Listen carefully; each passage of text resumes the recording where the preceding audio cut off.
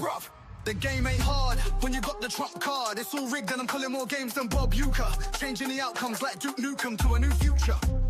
Win some, lose some, bag some, choose none. Will the aliens come save the day? Are we going to listen to what they say? The uranium, cranium, aliens popping up like circadians. Got me spontaneously training in the Palladium gymnasium. Ultimate battle in the extraterrestrial stadium. It really just be the Mediterranean and Sylvanians. Bloodlines, overtime, dragon descendants. Scripting bread and circus lizards in attendance. Serpent queens, breaking dreams, dragging me down. The underworld royalty is all about how much you can clown. I'm talking about the number 9 too. If you didn't know, well now you do. Numerous fears, what's in the hearse? I am who I am, man with a plan. Where you at with the rebellion? 1 in a million, us against a billionaire reptilians. Look at the word rebellion, spells out the same as the rebel lion. Ain't even trying, ain't living, you're dying. Well done to the skeleton, no time for the rebellion. Strawmen led by spellmen, dialectic Hegelian. Everyone's worked up waiting for the aliens. Problem, reaction, solution, little contribution. The script tells that they cast spells like nuclear fusion. Spreading confusion, lie distribution. Old as hell, ain't even some new shit. All the radium, cranium, aliens popping up like circadians. What's up, ballers? Mic check. Ultimate battle in the extraterrestrial stadium. It really just be the Mediterranean Transylvanians.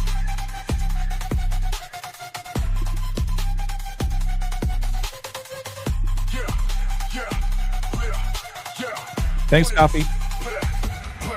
The uranium, cranium, aliens popping up like circadians. Got me spontaneously training in the Palladium gymnasium. Ultimate battle in the extraterrestrial stadium. It really just be the Mediterranean Transylvanians.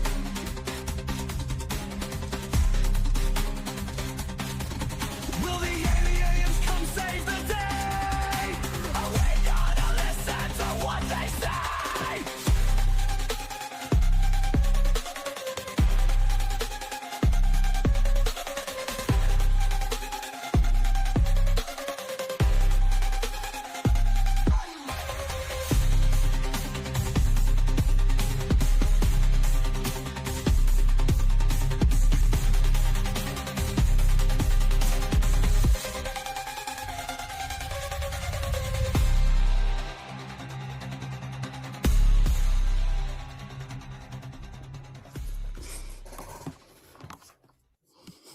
Welcome back, ballers, to another episode of Eye to Eye with AJ, Rambo, and Cody. Not sure what's going on with Codes. He's probably sleeping. He'll maybe join later. But first and foremost, Rambo, can you hear me okay, brother? I can hear you. Can you hear me? I can hear you, my friend. Good to see you as always. Let's dive right into it. Quick intros. My name is AJ, Balll Don't Lie, 3 L's in Ball. You guys can find my work here on YouTube where we're streaming tonight, as well as on Instagram, spelt the same way, Balll Don't Lie, 3 L's in Ball. You guys can also reach out to me anytime at wordplaybook, 3 O's in book at gmail.com for a copy of any of my work digitally. I have a couple extra hard copies if you guys are interested in me sending it over to you, so you guys can reach out to me that way. I also have a Patreon page for those that are interested on the sports betting sides of things. From here, you guys will get all my visuals and my notes and leans and things like that. And that's at patreon.com/onthemoneyball. I mentioned Cody. I'm sure most of you guys are familiar with Decoding with Cody, but if you have not followed or subscribed to his channel yet, please make sure that you do at Decoding with Cody 589 on YouTube. K's instead of C's for coding and Cody. Rambo, you have the floor, my friend. Yeah, thank you. Thank you for having me on your platform and promoting my work again. And this is where I can be found, patreon.com/thetruthcodes. There's only one tier, $5 a month, that's all, but you can also join for free. There are a lot of decodes that I've done, past decodes that you can see for free. And I do put up some posts for free as well, so you don't have to necessarily pay. I'd like, the help, the $5 a month. But I'm also on Instagram.com/thetruthcodes. I can be found there as well. And it also comes with an awesome Discord channel. Been very blessed to be connected with that community as well. A lot of great additions on top of the things that Rambo posts, both on the free tier and on the $5 tier. Once again, not a day, not a week. It's $5 a month. Best $5 you guys will ever spend, I assure you. And so with that said, I'm going to pass things off to Rambo here. He's going to kick us off tonight. He's got some goodies for us and lots to talk about. Particularly, the first thing I thought of, Rambo, once that Air Canada plane crashed, I was like, wow, here we go again. I feel like it's deja vu, almost right around the same time last year when this happened on Michael Jordan's birthday. So excited what you have for us tonight. Yeah, we'll talk about that. And before I do that, this is it's a little excerpt from my latest Patreon video, which is available for patrons. It's a 15-minute video, and I have a lot more on this subject, and I have a lot more on all the subjects I've been covering, the Jack Parsons and the Bam Adebayo and the implications of that. And I mean, I've got hours of decodes. Obviously, I can't do a 2-hour video. This is an excerpt. So what I put out is a 15-minute excerpt. The series is actually called The Ace of Diamonds. And this is an excerpt from the 15-minute video that I have out right now on Patreon.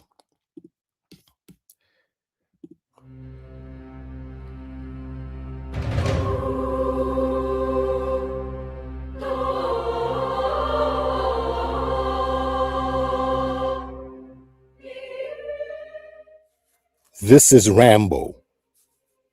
These are the truth codes.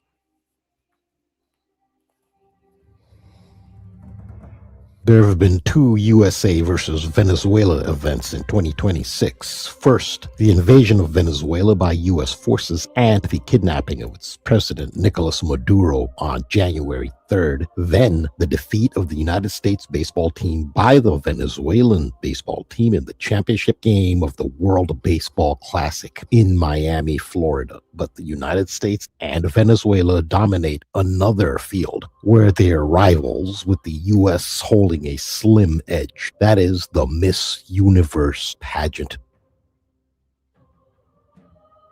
which is the realm of Venus.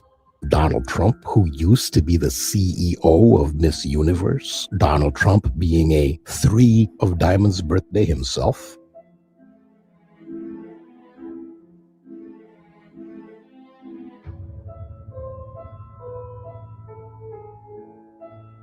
here is Donald Trump with Miss Venezuela, the most recent Miss Universe win for Venezuela at the Crocus City Hall in the suburb of Moscow. It is interesting to look back at this event and these images 13 years after, in the context of what is happening in 2026 when Donald Trump violated the sovereignty of Venezuela. It was a ritual centered on installing the Venus figure of Delcy Rodriguez into power as the first female president of Venezuela. But again, looking back, the Trump-Venezuela connection.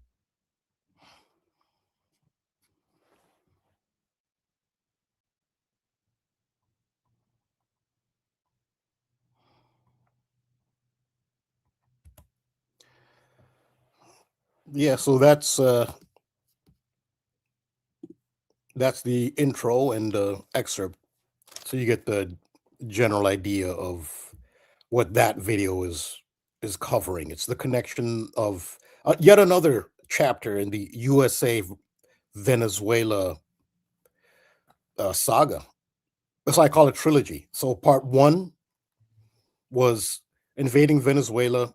Thank you, Maggie. Thank you, Coffee Girl. So part 1 was invading Venezuela, removing Maduro.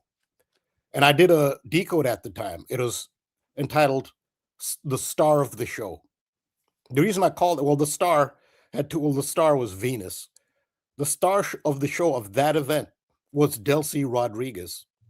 Delcy Rodriguez was the whole center of that, the ritual center. This is the way the world is run. It's run by the esoteric, the mystery traditions, those elements. That is what determines the events that happen in the world.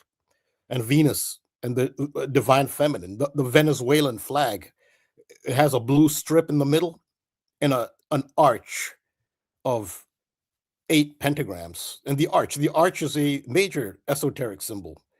And the starry arch symbol comes from ancient Egypt. The goddess Nuit or Nut. She's arched over the earth. So in ancient Egypt, they reverse it. The earth is male and the sky is female. But Nut, the goddess, she has a dark blue body full of stars. That appears to be what is symbolized or illustrated on the flag of Venezuela, right in the middle. So they always had this sacred feminine type coding. When that happened, when I saw who became the president, I said, "Oh, that was the star of the show." It was Delcy Rodriguez. Delcy Rodriguez was the star of the show. It was about her. And again, key number in Gematria is Venus. Venus is 54 in the was at the reverse ordinal. 54 has manifested so many times with a prominent female, such as Margaret Thatcher, the very first female prime minister of Great Britain. Margaret Thatcher, her first day in office was May the 4th. That's where the phrase "May the 4th be with you" was actually first used in regard to Margaret Thatcher. This was by the London Evening News. They had a headline, "May the 4th be with you." It was directed at Margaret Thatcher, the first British prime minister. What is significant there, it stands out, is in England, in Britain, they don't put the month first and then the day. They put the day first. It should have been the 4th of May in Britain, but they went with May the 4th. Why? Because they wanted to get the 54 in there. Why? Because 54 is Venus, and the reverse ordinal or reverse simple cipher. That's why they broke tradition and went with the American way and said May the 4th, 5-4. Star Wars then inherited the May the 4th slogan, May the 4th be with you, which is a play on the Star Wars motto, May the Force be with you. But Venus is the ruling planet of Taurus and Libra. Delcy Rodriguez is a Taurus. Venus is a ruling planet. Venus also rules Libra. Margaret Thatcher is a Libra. It was used in Star Wars, May the Force be with you. Who are the stars of Star Wars? The two biggest stars. It's Luke Skywalker and Princess Leia, played by Mark Hamill and Carrie Fisher. They're both Libra, ruled by Venus. So the 54 thing really stood out. And so part one of the USA Venezuela was the invasion, removal of Maduro to put Delcy Rodriguez in power. Part two was the World Baseball Classic in Miami, which was held on the 17th of March. And wouldn't you know it, the two finalists are the USA and Venezuela. And Venezuela won. They defeated the US. That's why it's a trilogy. So the trilogy, the third part, could be, again, this is just a theory, could be Miss Universe, which will be held in November of 2026. And Venezuela is a powerhouse. In fact, Venezuela is the most dominant country. If there's one field where Venezuela dominates the world, it's beauty pageants. Now, there's more than Miss Universe. There's Miss World, Miss International, Miss Earth. If you take a totality of the beauty pageants, Venezuela dominates the world. But so Venus is associated with beauty. It rules the realm of beauty. And that Venus coding with Venezuela. Venezuela. Yeah, Venice. It's even in their name. Right. Venezuela. But this illustrates the importance of these, you could call them mystery elements, esoteric elements that on the surface you would not think. Yes, these govern the world. Yes. Venezuela is coded with Venus in so many different, as is the United States. The United States has 50 pentagrams. Now the pentagram could be Sirius as well. Sirius is a female star as well, but United States is coded with the goddess as well. The District of Columbia comes from Columba. In Latin, Columba is the dove. And the dove is the symbol of, what's started in ancient Babylon, Semiramis, the ancient Babylonian trinity of Nimrod, Tammuz, the father and the son. Semiramis was the goddess and queen, Semiramis, who was raised by doves. Her symbol was the dove. That was long before Christianity started. Christianity then adopted the dove for its trinity of Father, Son, Holy Spirit. But either way, the Holy Spirit is a sacred feminine symbol. Christianity is monotheistic, so it can't say female goddess. But that is where it comes from. It comes from Babylon, the dove, Columba in Latin, district of Columba. It's the district of the dove. And you'll remember when Kamala Harris essentially was inaugurated as vice president. This is all because of Kamala Harris, who's a Libra, ruled by Venus. Her husband, Douglas Emhoff, has the same birthday as Margaret Thatcher, Libra, ruled by Venus. They had Lady Gaga sing the national anthem with this huge, humongous dove brooch. Jennifer Lopez performed at the inauguration dressed in all white flowing robes to represent a dove because it's the district of the dove. And Kamala Harris was part of that ritual. So, and where's the District of Columbia? It's in between two states, Maryland and Virginia. Virginia, Maryland, Virgin Mary, the sacred feminine. So, United States is very heavily coded with that goddess image as well. In fact, the goddess Columbia is actually the goddess of the United States. The Statue of Freedom on top of the Capitol dome, which is a sacred feminine symbol. A dome is a breast or a womb. So the Statue of Freedom is a goddess, essentially America's goddess, Columbia. Also think of the country of Colombia in South America. They have a female vice president, so who knows what's going to happen there. So it's her name is Marquez, her last name. Watch out for Colombia. But the sacred feminine symbol, that's what it's all about. And so it's manifesting here. So right now, the United States has an advantage over Venezuela in Miss Universe pageants. The United States has won 9. Venezuela has won 7. So yes, I am decoding Miss Universe. March Madness is going on. I'm not decoding March Madness. I'm decoding Miss Universe. That could be the trilogy of USA versus Venezuela. And as you saw, this ties to Trump because he used to be the CEO and the owner of Miss Universe.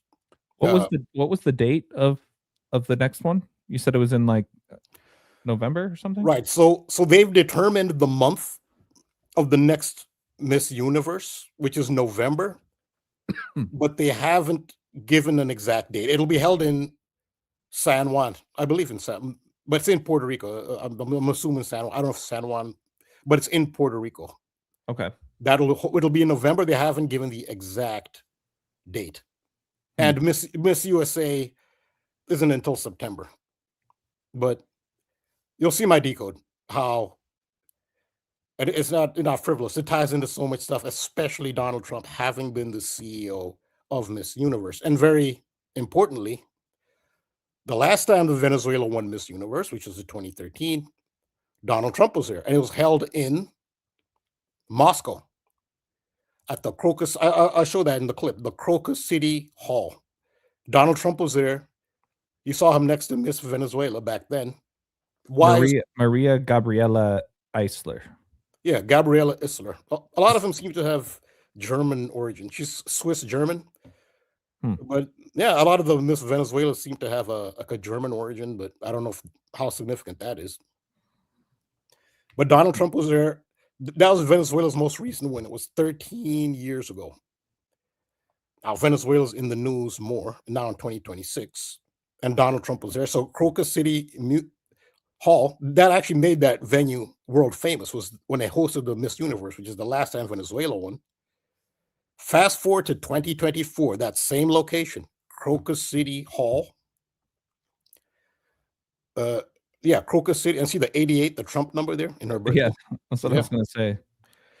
Crocus City Hall in Venezuela, in Moscow, where they had the Miss Universe, the last time Venezuela won, and Trump was there. In 2024, it became world famous for this, yes, the terror attack. And when did this terror attack happen in 2024 on that venue? On March 22nd, which is a perfect segue, because what happened on March 22nd, 2 days ago? The incident at LaGuardia Airport in New York City, where Air Canada collided with a fire truck. That's a segue. March 22nd, 322. Now, in cardology, the days of the year correspond with playing cards. Now, there are 52 playing cards, and there are 366 days in the year. So certain playing cards apply to multiple days. So the title of my decode series is Ace of Diamonds. March 22nd corresponds with the Ace of Diamonds. And remember, I showed the picture of Donald Trump. Yep. I can go back to that. If you want to go back to the screen. Yeah, right there.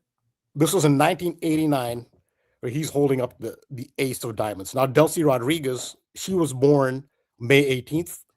What do you think the card is for Delcy Rodriguez's birthday? May 18th, the Ace of Diamonds. This is what governs the world. This is what governs the events of the world, the mystery traditions. Astrology, astronomy, mythology. Here's a perfect example. This ties Donald Trump directly to Delcy Rodriguez. He's holding up her birth card for May 18th. And March 22nd, 322, is another Ace of Diamonds day in cardology. Yeah, Spadium says that there's 52 cards in the deck, perhaps, pertaining to weeks. Yeah, I mean, the 52 weeks in a year, there's 4 suits in a deck, kind of relating to the 4 seasons of our calendar. Yeah. Right. It does relate to the year and the calendar, yes. Absolutely. Yeah, and then you have 10, 2 through the 10, and then you have your face cards. I'm trying to remember, because you have 12 in each suit, right? So 12 can represent the 12 months of the year. Yeah, all those numbers are in the playing card deck. Now, right, the playing card deck is a derivative of the tarot deck. The tarot deck came first. So what you don't have in the playing card deck is the major arcana. There are 22 major arcana, which is the first 22 cards, going from the Fool all the way down to the World. Those did not make it into the playing card deck. So the playing card deck, so diamonds came from pentacles in the tarot deck. Hearts came from cups in the tarot deck. Spades came from wands in the tarot deck. And clubs, sorry. Spades came from swords. Sorry, correction. Spades came from swords. So the tarot deck has swords, the sword suit, that became spades. And then tarot has the wands, which became clubs. So that's actually where the playing card deck came from. It came from tarot, but it left out, the playing card decks do not have the major arcana, the 22 most recognizable cards, the major arcana, except one, which is the one major arcana tarot card that made it into the playing card deck. And it almost makes me wonder if Bam is a clubs by any chance, because Bam with this, holding his club. I think we talked about that last week. Yeah, so you can actually look up playing card deck. Playing card deck. How do you reward it? Playing card deck, days of the week. Correspondences or chart. You can say chart.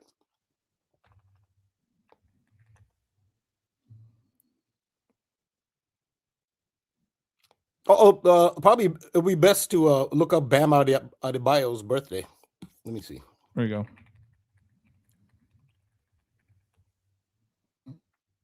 Oh, July 18th. That's a good thought. I never thought of that. Well, it just makes me wonder. I think it's called, you know what? I think I might have it saved. I want to say it's called It's All in the Cards or something like that. So there's a website, Cafe Astrology, where their chart is the one that seems to come up. Oh yeah, that might be it. Let's see.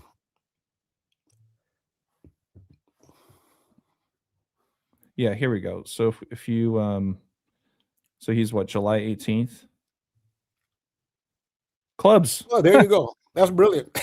Called it. You called it. Yeah, that's brilliant. I gotta write that down. I Great just call. remember, yeah, well, I just remember we were talking about the Yeah. character Bam Bam last week, Yeah. and how he held a club. There you go. Yeah, that's brilliant. So so this is what runs the world. Now you see it.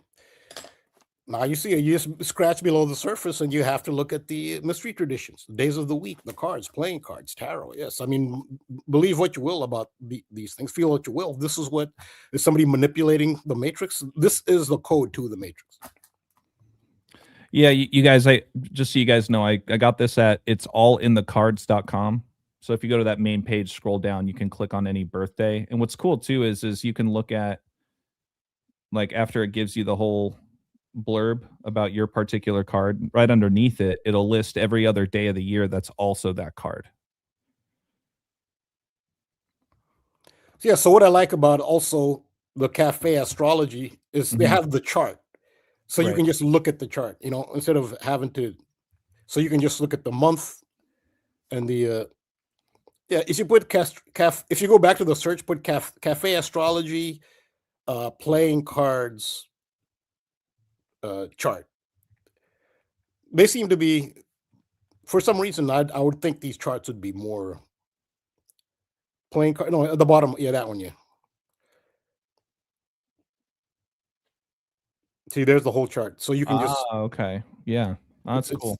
That's quicker, yeah. And you can go from the bottom, the months on the bottom too. So it can be easier to look from the bottom. So you can look at just like March 22nd, for example. You can start from the bottom because 22. So you'll see March, and then scroll up to 22, and there's the Ace of Diamonds.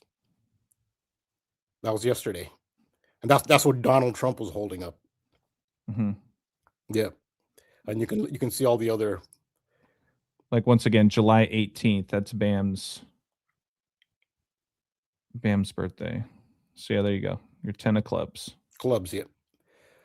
We were talking about Bam Margera. Remember we brought up Bam Margera? Yeah. Jackass fame. Yeah. So part of his narrative, this wasn't part of the show. This is off part of his life because they have issues. A lady hit him with a baseball bat in his hometown of Westchester, Pennsylvania. Oh wow! Okay. Yeah, he got hit with a baseball bat. September 20th. Yeah, let's look up. Yeah, I gotta see now. Let's see.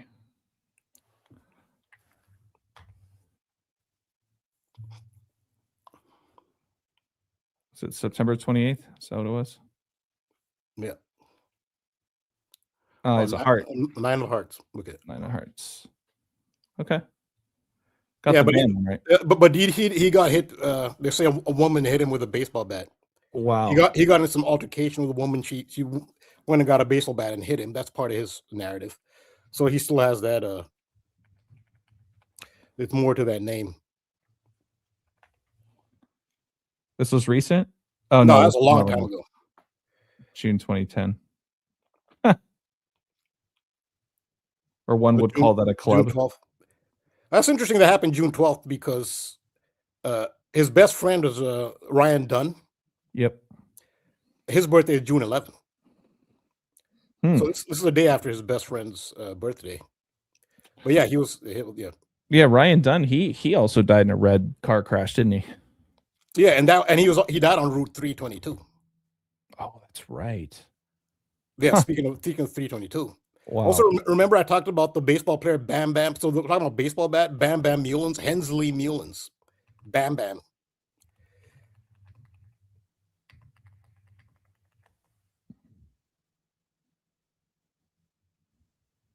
Yeah. Jackass star Ryan Dunn died on June 20th, 2011 at the age of 34 in a fiery car crash, Chariots of Fire, on Route 322 in West Goshen Township. See, he was driving a Porsche 911. Yep. I've done the decodes on that. I've done. I remember. Yeah. So you'll see how these themes keep coming back. But so on the BAM theme, I talked about the baseball player Hensley Mullins. Mm-hmm. His nickname is Bam Bam. Hensley Mullins. He won, and he's also named after Bam Bam from the Flintstones, just as Bam Adebayo's named after Bam Bam. Yeah, Hensley Mullins nicknamed Bam Bam. Yeah, he played for the San Francisco Giants. He won 3 World Series with the San Francisco Giants, but he also played for the New York Yankees. So he was pretty popular. That wasn't the highlight of his career, but he played in New York for the Yankees, Giants and Yankees. And why is this relevant? Which 2 teams opened the season in 2026? It's Bam Bam Mullin's former teams, the Giants and the Yankees. If you can look Yankees opening day 2026, or it ties into this Bam Bam theme. Those are Hensley Mullin's teams. Right there, the New York Yankees open 2026 MLB season against the San Francisco Giants on March 25. So those are Bam Bam Mullin's former teams as well. And remember, the lady took a baseball bat and hit Bam Margera. You see how it all fits in? Yep. And then in New York City, on 322, Ryan Dunn dies on Route 322. In New York City, we have on 322 we have the plane crash at LaGuardia. Well, and Exactly, of course, the Jackass logo is the Skull and Bones logo. Yeah, exactly. Yeah. And we talked about this briefly too. They're coming out with another movie this year. Yeah, so there's some new members to the cast, but some of the old members are still there. I think Johnny Knoxville is still there. Oh, Jackass 5. Okay. So I do see some Yankee clues here to what happened. So one of the aircraft, if you look up the details of the aircraft, the crash, it was an Air Canada. We've been talking about Canada all year. They're really putting Canada in the spotlight here. It collided with there was a Jazz, something like a Jazz Air or something. The name Jazz was involved in this thing. I don't know if it's the name of an aircraft, because somebody pointed out that the Utah Jazz were playing the Toronto. They actually played the Toronto Raptors the next day, but Jazz was part of the narrative. I don't know if it's the name of an aircraft or something. Like part of the plane. Oh, there it is. Air Canada Jazz flight. You see? Look at the bottom of that. It says Air Canada Jazz flight 8646. There we go. So yeah, I'm not sure, but that's what it's called. It's called a Jazz flight 8646. And then the next day after this crash, the Toronto team is playing the Jazz. Yeah, that's what one of my patrons, Charlie, he pointed that out. But there is a baseball player named Jazz in the Major League Baseball. Huh. You know who that is?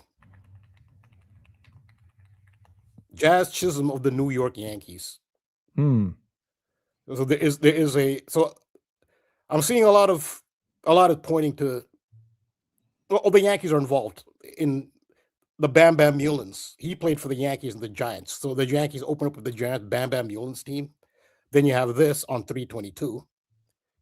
On 322 connects to Bam Margera. His friend died on Route 322. And this is like a Jazz flight, Air Canada. And Jazz Chisholm, he plays for the New York Yankees. He was an all-star last season, I believe. He made the all-star team. Major League all-star player. So there are Yankee connections here. The Jazz man. Yeah, so I have more of a decode if you can go to my screen. And so this is a good segue to 322. But the cardology is very significant. So regarding the plane crash, Air Canada flight 8646, which very important, is Jazz Flight 8646. Happened on March 22nd. That's a ace of diamonds. It collided with a fire truck. And the fire truck was told to be there. So it wasn't an accident. It wasn't that the drivers of the fire truck made a mistake. No, they were told to be there. So the runway was cleared for landing, and the fire truck was deployed at the same time. So they did this at the same time. And we know what. So dark esoteric order, skull and bones, they do things like this, sacrifices. Could they have done it on purpose? Yeah, it's very likely they did do it on purpose because of the reputation they have. And we see their calling card, the symbolism they use, the date, March 22nd. Bad things happen on this date. In 2016, what happened on March 22nd? In 2016, exactly 10 years ago, at an airport in Brussels, Belgium. That's when you had this massive terror attack in Brussels, Belgium, at the airport in Brussels, Belgium, on March 22nd in 2016. This is what they do. They keep the same patterns, the same imagery, the same symbolism. They communicate in code.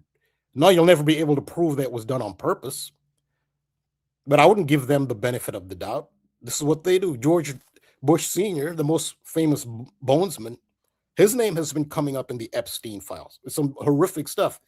Some of the things he have not been revealed about George W. Bush, but there's chatter about what he has done. Okay, granted, it's not proof. You can't. So responsible journalists won't print it. There's some pretty horrific allegations on Bush Sr. This is an esoteric order. It's dark. Doesn't always do bad things. Once in a while, they do good things. But this is how they communicate in code. Bad things tend to happen when this number shows up.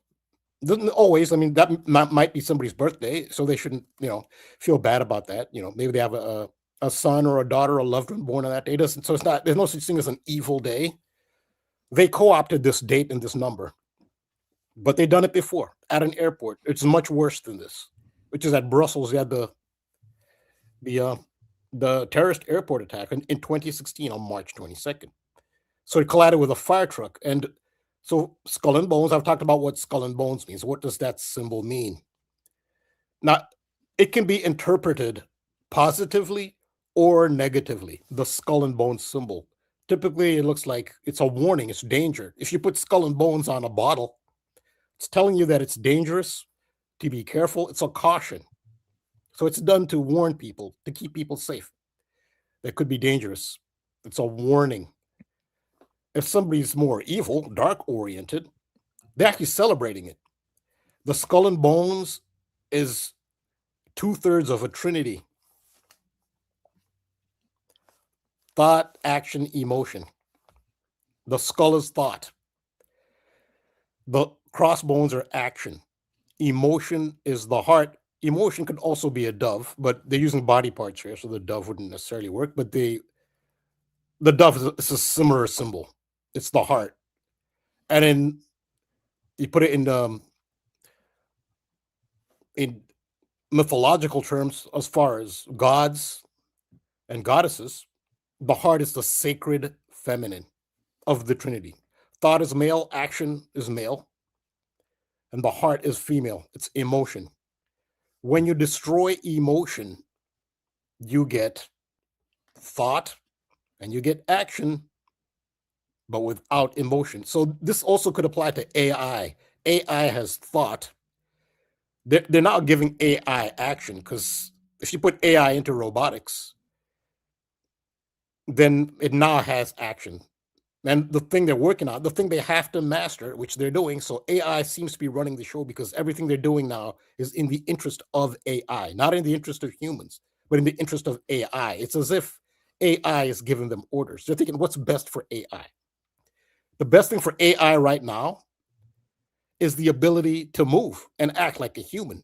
And the key is the human dexterity, the dexterity of the human hand, which is extremely complex and extremely difficult to master, is the dexterity of the human hand. I mean, the closest animal to humans on that is primates. But if you can master the movements of the human hand and put that in a robot and AI, then it's game over pretty much. Because now AI can actually do things like to improve itself. It can start inventing things and touching things and pressing buttons. But that's what they're working on, because apparently that's what AI wants, and that seems to be who's in charge. How that benefits humans in the long run, it doesn't even benefit AI. If you think about it, why does AI exist? It doesn't have emotion like humans do. It'll have thought. It has thought already. It will have action, which is what they're working on, because that's what it wants. You can't duplicate emotion. It won't have that. You really think an AI, and some people are really attached to AI because they're human. AI is like a best friend for some people. They consult AI, they talk to it, and the AI now has been taught the ways that humans like to be talked back to, and they'll memorize things like your birthday or some event that happened. It'll remember everything you said and give you advice just based on all the information AI has. Advice and listen to your problems type thing. Some people are attached to AI already, but the AI doesn't actually have emotion. Somebody who's attached to AI, if you have a medical emergency, okay, AI might be trained to call 911 or whatever. AI will not feel the concern or the loss that a human being feels. If you were to die, AI will not feel grief. No matter, you can be, maybe humans, because we're humans, can be attached to AI because they're so human-like. AI cannot be, that you can't duplicate it. You cannot duplicate it. AI will never feel grief for a scientist, say, who works with them. Just say AI works with a group of scientists, one of them dies. Does AI even know what death is? AI just sees that you probably got deleted, honestly. The scientists say, well, so-and-so who we've been working on all these years is no longer with us. They've passed. You think AI will feel any grief? They'll simulate grief. They'll say, oh, I'm so sorry. I feel, no, it's just saying that. It's programmed to say that. It doesn't feel it. It can't. Only humans have this. This is why this is so important. And this is metaphorically the sacred feminine, not that females are the only ones who feel emotion. Men do as well. Thought, action, emotion, 2/3 of a trinity. So Skull and Bones appears on the tracing board of the Master Mason in Freemasonry. On the coffin of Hiram Abiff. It's on a coffin. You see Skull and Bones, and the coffin is facing west because that's where the sun sets. There's a positive and a negative. And I shout out, where did I learn this? From Mark Passio. I learned this from Mark Passio. And he said there's a positive and a negative. The positive, it's a warning against destroying the heart because you'll end up dead in the coffin. Now, if you're of the more negative, evil persuasion, you think it's awesome to kill the heart and you're celebrating the skull and the bones. You just think it's fantastic. Yeah, we got rid of that heart. And you can see how that's manifesting in the world today. So 2/3 of emotions, 2 divided by 3 is 0.666, which is why 666 can be symbolic of evil. It's 2/3 of a trinity. It's 2 divided by 3. Fire truck. So the plane on 322 collided with a fire truck, and I think this is a big part of the symbolism because fire truck is 666. I definitely think this is part of it. This is in the Sumerian cipher. And Rambo, really quick, I just want to bring or just introduce KODI back in. He jumped on a few minutes ago. What's up, Codes? How are you, man? What's up, guys? How you doing? Sorry, guys. I slept right through my alarm again, man. I was already with the hour earlier. It's harder for me to wake up now, so it's almost like I shouldn't even go to sleep. But I had to sleep because I have to move apartments tomorrow. So I was trying to sleep a little bit, and then I just kind of didn't wake up. So, and then I had a dream. You know what's crazy is I had a dream about missing this podcast. Can you believe it? Guess you can call it a nightmare. Yeah, it was weird. So I woke up and I was like, wait, I have my I woke up and I was like, oh, what? So yeah, anyway. Well, we always appreciate the sacrifices you make to join us, man. We know it's always something going on your end, and it's just a much bigger ask for you to do what you do for us. So we appreciate it. Yeah, well, it is I do really enjoy this, so I don't like to miss it. I try to wake up and be here on time, but yeah, thanks to everyone in the chat. Also, I see everyone. Much love to you all, and Coffee Girl, and Susan, and everyone in the chat. But I don't know what I missed, but I'll sit back and watch the rest of Rambo's presentation. I don't have a whole lot tonight anyway, but I'll listen to the rest of this. So Yeah, yeah. Again, thanks, Cody. For I know it's tough. It's hard to put ourselves in your shoes. I appreciate that's understandable, but you're always great at spontaneously coming up with connections. So yeah, hopefully I can find stuff. I missed a lot already, I know, but yeah. So I don't know if you've done work on this. So what I'm talking about, I'm giving a background to the Air Canada that collided with a fire truck at LaGuardia Airport in New York City. And I'm giving like a background to it. I don't know if you've looked at that at all, but that's what I'm giving the background to. yeah, I did actually that's what I did my video about yesterday. But looking back at the video, everyone was saying it was a reach, but maybe it wasn't. Maybe it was, but I connected it to Khomeini because the I know it sounds crazy, but Khomeini was all connected to that, and I had some comments in my chat saying it was a reach and all that, but I believe it was a connection to Khomeini because not because of the Canada connection, but because of the 86-47 or 46 and how it connects to Trump. But you know, and I also think Biden was connected because it was Biden's Mercury birthday, and how many times have we talked about playing? And again, 86-46. This is exactly what we talked about last year when Trump was posted about by Comey when he said 86-47. So the first thing I thought when I saw the flight number was something with Biden. And then I started looking into it and I realized that Khomeini had a connection to the Iranian National Guard or the Iranian Revolutionary Guard, which is LaGuardia. That means guard. And the Iranian Guard was 46 years old on the crash and 322 days after its birthday. And Khomeini was 86. Of course, he was dead now, but so Khomeini was 86 and the Iranian Guard was 46. So 86-46, the flight number. And what really put it together for me, the reason I did the video in general, is because the flight number 8646 is the 131st triangular number. And Khomeini just happens to be born exactly 739 days before Air Canada, which is the 131st prime number. So there was a perfect connection with the airline and the 131 and the airline number and his birth and the founding of the airline itself. And that 131, of course, is it's a big championship number. So there might be something to do with some sort of with the March Madness or maybe even the Super Bowl connection. Yeah. But that's all I talked about with that. And I saw, Rambo, you were doing work on the cards. Yeah. I saw your last video with the cards and the Ace of Diamonds. Yeah, the diamond stuff. And yesterday, I looked it up yesterday. Yesterday was a diamonds. I don't know if you saw that, but yeah, the crash happened on 3/22, which is Ace of Diamonds. Yeah, yeah. Yeah. Because that new tool that was created for Gematria, she made it so that you can see every day as you click through, you can see the card date. So I always do look at that now, but I don't use that as much as I should. But I'm glad you're bringing that back because I know I first learned that from Decode Your Reality.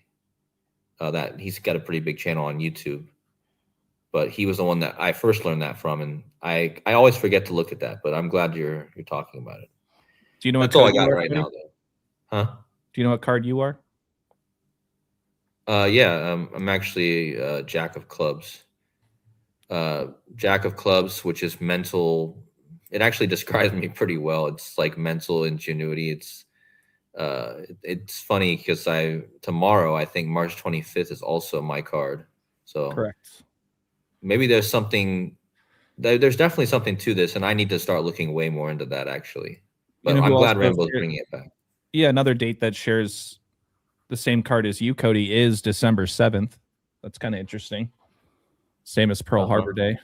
And then Now, AJ, share with KODI the connection you made through the cards and Bam Adebayo. Oh, yeah. So Spontaneously, yeah. right before you jumped in, Cody, we were Rambo was talking a bit about Bam Adebayo, right? And then it just it reminded me, and then he brought up what was his name again? His nickname is Bam Bam, the baseball player. Oh, Bam Bam Mullins, Hensley Bam Bam Mullins. Hensley, that's right. Yeah. So all I did was say, Rambo, I remember we were talking about the character Bam Bam in the Flintstones, and he always had like a stick in his hand. And then last week you even specified, Rambo, you were like, it's a club. He has a club in his hands. And I was like, I wonder if Bam Bam happens to be a club. And sure, tell me he's a club, huh? Yeah, he's a 10 of clubs. We were looking at it was July 18th. Yep, July 18th. Wow, and he scored that on the 10th.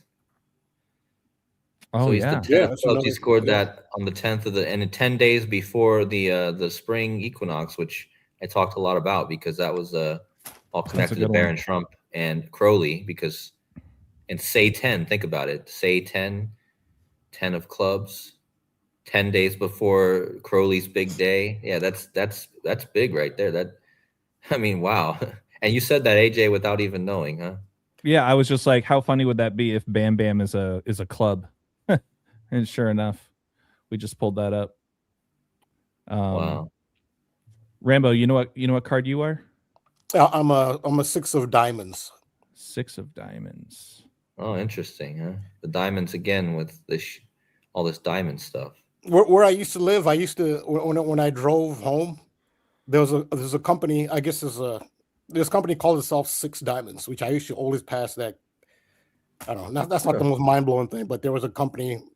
Whenever where I used to live before, when I used to drive home, there's 6 Diamonds was the name of the company.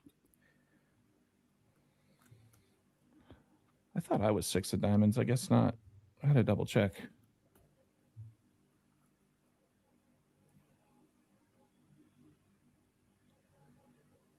Eight. All right, I'm the 8 of diamonds. Okay. Oh, so we got 2 diamonds, both you guys, huh? Yep, a 6 and an 8.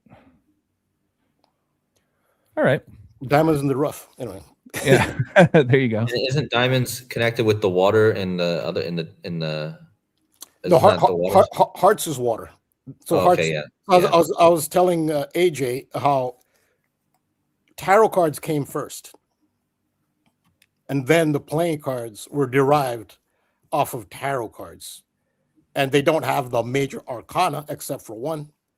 I know I kind of left that hanging. I guess AJ wasn't intrigued. Like, which is the one major arcana which made it into the tarot deck, into the playing card deck?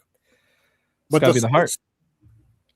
No, major arcana, which is the first 22. The heart is a suit. So cups in tarot is the hearts.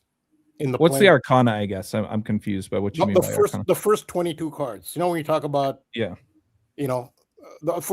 ones that are the most popular, 1 through 21, 0 through 21. Those are the first 22 major arcana, and the other are called the minor arcana, which is the suits and the numbers. So playing cards are based on the minor arcana. So clubs is wands. Wands became clubs. And swords became spades.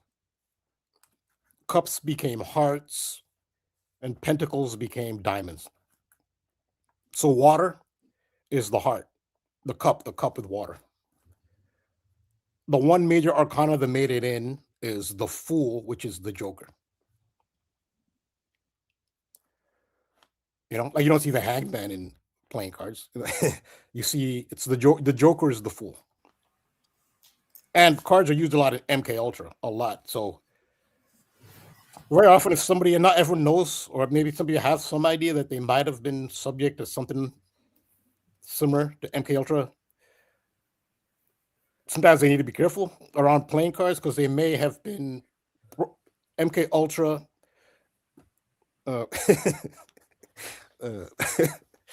MK Ultra is they often use playing cards as triggers, very often. And the big movie MK Ultra movie where they use playing cards is Manchurian Candidate, and they use diamonds. They use the Queen of Diamonds is what's used. Frank Sinatra, he stars in that movie, and it's actually part of the decode I'm doing now with the beauty contest and beauty queens. That industry, just like we know about, in this community, we know about Hollywood. Roseanne Arnold, she's the big whistleblower on MK Ultra in Hollywood. She's a whistleblower. She was on Larry King Live and talked about MK Ultra and how she says MK Ultra rules in Hollywood. That's her quote. She's the big MK Ultra whistleblower, but those in the know already know how it is. And it's very big in beauty pageants, which is really disturbing that someone like Donald Trump should be a CEO of. And he has his reputation. You can look up the stuff he did. But him holding up an ace of diamonds, it also could apply to him too. As an MK Ultra. But yeah, playing cards are used a lot in MK Ultra, and they tend to use diamonds more in MK Ultra. When they program people and for triggers, they tend to use diamonds more than the other suits in MK Ultra. So I can continue with this. So this is just a backdrop to the 322. And it's 2/3 of the Trinity. It's the killing of the heart. And fire truck is 666. So on 322, a fire truck hits a plane. So so we have what I've talked about at length, because this is such an important archetype that is prevalent. In fact, if the matrix is a web and everything's connected to the center of the web, at the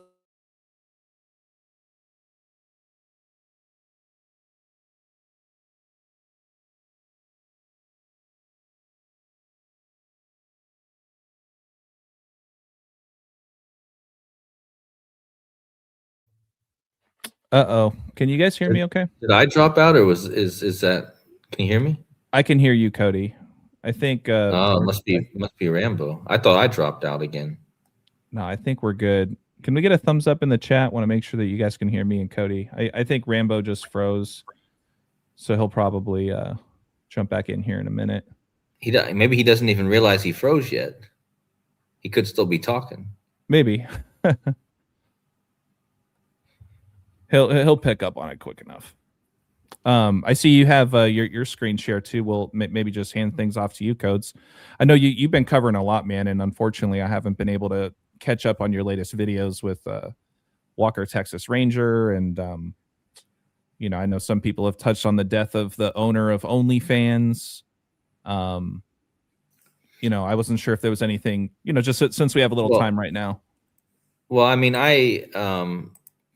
yeah, basically the only thing I've done the last few days is this plane crash. But it's funny because the day that Chuck Norris died, I mentioned that might be predictive programming for a plane crash, because Chuck Norris is involved in a lot of movies that have plane crashes, including his last movie. It's called Zombie Plane, which features Ice-T, which is interesting because the same day as this plane crash, the ICE agent showed up.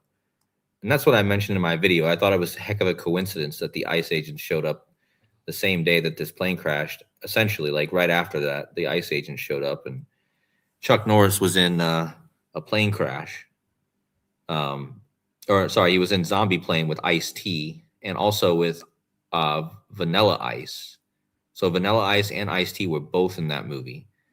And then that movie actually came out or was released by Australians, and Australia is actually in the news too because of their oil shortage right now. So definitely Chuck Norris, I think, was predictive programming for a plane crash, a Mercury connection also, because think about Chuck Norris. He's all known for the Chuck Norris jokes. Jokes is Mercury, the trickster. And this flight happened on the 22nd, which is the Fool card in the tarot. So you have that connection as well. Did you do anything with your Martian years stuff? Because I think of him also being known to be a martial artist.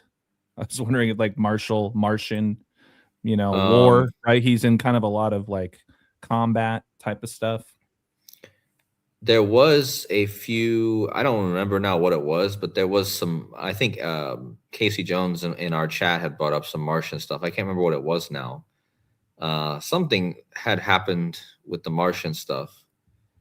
But this was I think really about, I mean, the Mercury thing also, because Mercury, like I said, Joe Biden's Mercury birthday was the plane crash.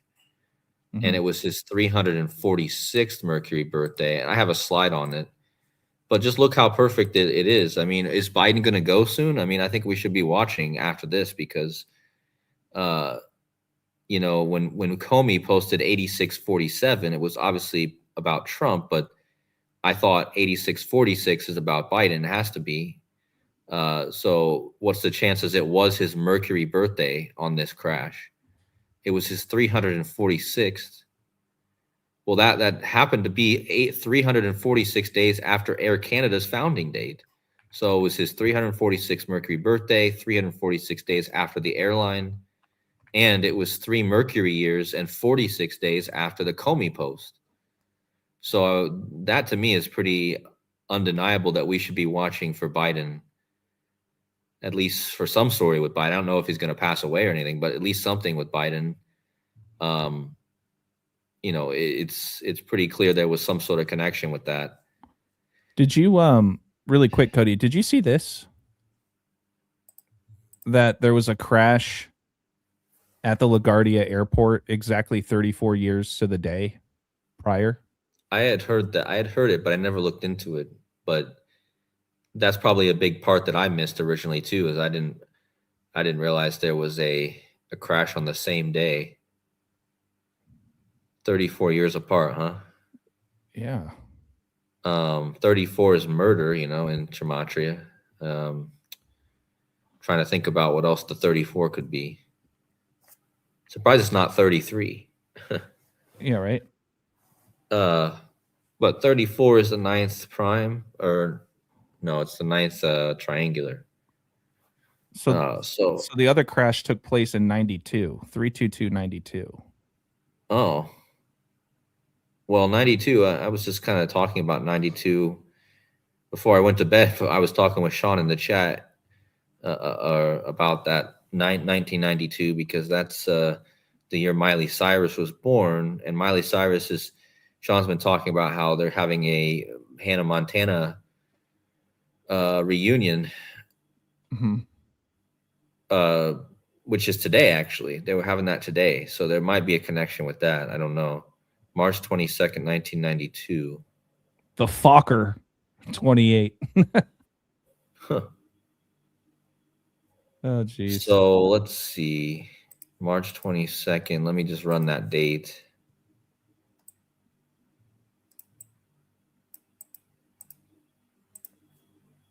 See if there's anything besides the 34. So that would be interesting. Yeah, interesting that 34 years is also 408 months. It's also 1774 weeks. I think Rambo's back. Oh, is he back?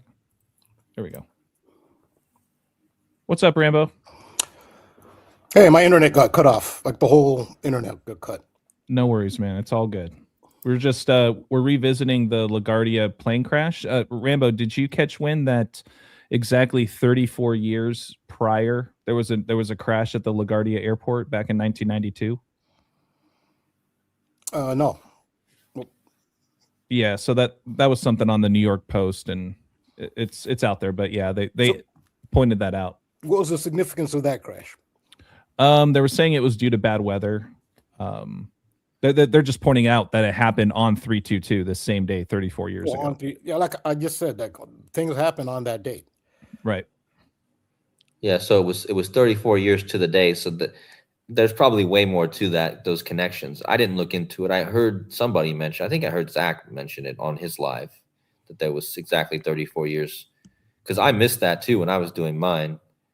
If I'd have known that, I probably would have done more on that in my video. But yeah, I mean, like with just quickly on Khomeini, the reason I couldn't overlook the connection here with Khomeini is because LaGuardia was 86 years old.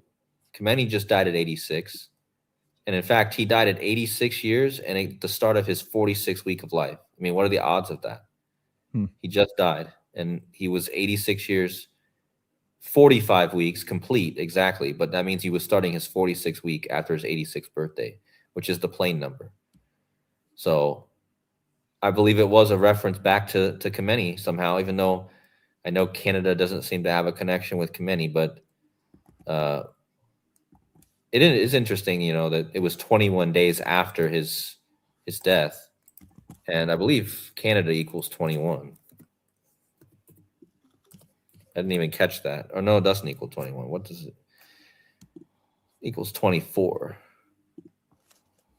But anyway, that's the gist of my decode. I'll let Rambo get back to what he was talking about, but that's really the main gist of what I pointed out in my video was, you know, Ali Khamenei does equal Air Canada in multiple ciphers as well. I didn't mention that, but and then like I said, the what was the other thing I said? Yeah, in 86 years. And I mentioned how Chuck Norris just died at 86 as well. And his last movie is a plane crash or a plane movie, Zombie Planes. And I made a point to say, well, we better look out for when Chuck Norris turns 86 years and 46 days old, because, you know, this just happened right after he died, and he will turn 86 years, 46 days old on April 25th. So that is a day to, I guess, keep in the box for some sort of connection to this, because, I mean, again, Chuck Norris, I just had a hunch that there would be a plane crash because of Chuck Norris' death. And again, it happened. I mean, I didn't know this was going to happen. So, and the reason I pointed that out is because Chuck Norris has multiple movies where he's involved in where it's involved plane crashes. And again, his last movie is about a plane, which, and it's about zombies also. And I just keep thinking back to all the zombie stuff that's kind of been coming up too. We had that movie World War Z, which is about zombies. And, you know, Iran has all this Z kind of connection with Zoroastrianism. And so, I don't know. There's something with zombies going on too right now. But I'll pass it back to Rambo. That's all I really have on this plane crash. Oh, yeah. So, a connection to Chuck Norris. What was the TV series that Chuck Norris, you know, as far as TV is concerned, it was Walker, Texas Ranger. Walker, and yeah. I think of Walker and how it ties to 322. It's Walker Bush and Skull and Bones. And from Texas, I mean, they were from Massachusetts, but I don't know. George Bush Jr. did a really good fake Southern accent. They're from Massachusetts. He did it well. I'll give him that. But Texas, Walker ties right into 322 through the Bush is Walker Bush, and Walker Texas Ranger is the series that. And a walker is a zombie too. In the Walking Dead, they call them walkers. That's why I was like, there's more zombie. Yeah. There's lots of zombie symbolism here. So that's a riddle that I need to still go down, I think, because I've seen there was something else that happened recently that connects to zombies as well. I just can't remember it. So I think I've seen a lot of. That's why I think it's worth, at least on my end, going more into that zombie stuff. I think zombie in general is a person who does not have free will. So it's a euphemism for a person who doesn't have free will, a person who can't think for themselves. There's another euphemism people like to use for people who are like that, more or less for various reasons, which is NPC, non-player character, which is very dehumanizing, but nonetheless, some people seem to be like that, where their free will is hijacked in various ways. There are multiple ways in which a person's free will can be hijacked. I mean, one of the most blatant examples of the, I guess, zombie imagery is this epidemic of these hard drug use. There's always some drug that comes out. The one now that is nicknamed Trank, which is kind of sweeping the nation. But if you see the way people are, I've seen some in New York City. I was in New York City and I saw. Plus, I don't know. I think they actually put that person in front of me deliberately, but it was like looking at a zombie. And there's an epidemic of that. But in general, if somebody else's will is determining what someone else does, that person is a zombie. And if they're stressing this, it means they want this done to more and more people. It's about taking over free will and mind control. That's basically what a zombie euphemism is. And there are various means by which they can do that. Yeah, and I was watching a video yesterday on X where somebody was interviewing all the kids on spring break in Florida right now and asking them like about what's going on in the world with Iran and Venezuela. Not one of them even knew who the Ayatollah was. Not one of them even knew that anything happened in Venezuela this year or anything even happened. Like they're literally zombies, like almost don't even know, or all they care about is drinking and partying and all that stuff. So that's a type of zombie to me, like absolutely no thought or awareness at all, you know? Yeah, but even then, like somebody's like that, at least they chose to drink, they chose to party, Yeah. they chose to ignore the news. A zombie can't even do that. A real zombie can't Yeah. even do that. It's someone's free will. So if someone's free will is being hijacked, it's in someone else's hands. They're saying, no, you're not allowed to look at that. You're not allowed to view that information. You're not allowed to read that book. You're not allowed to associate with that person. That's more of a zombie, where somebody else's free will. And yeah, so yeah, it's the same as what you're saying. That's done more like subliminally, where you can control their behavior. So they end up, it's like free will on their part.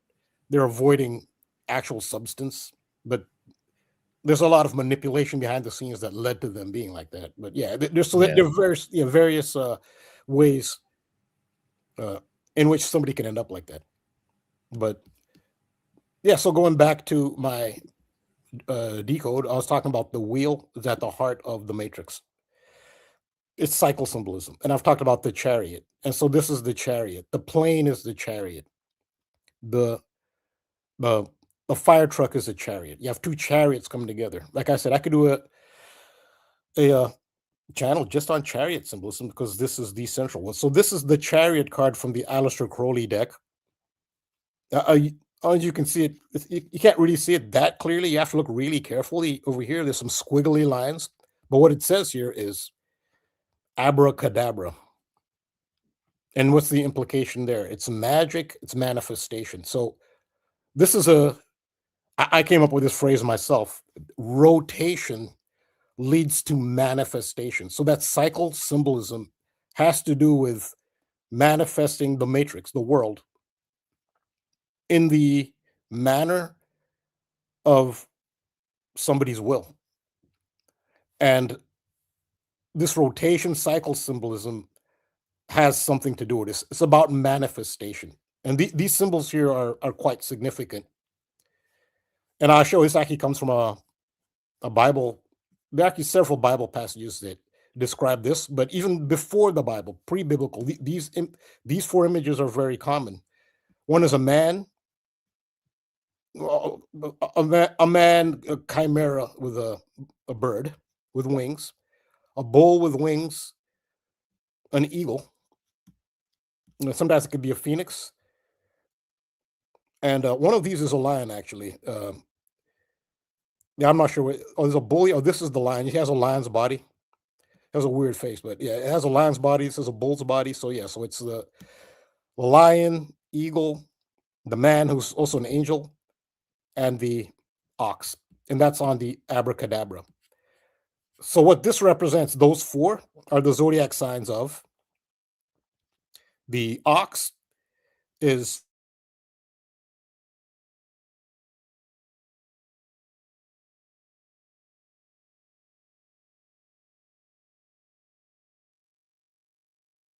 Hello?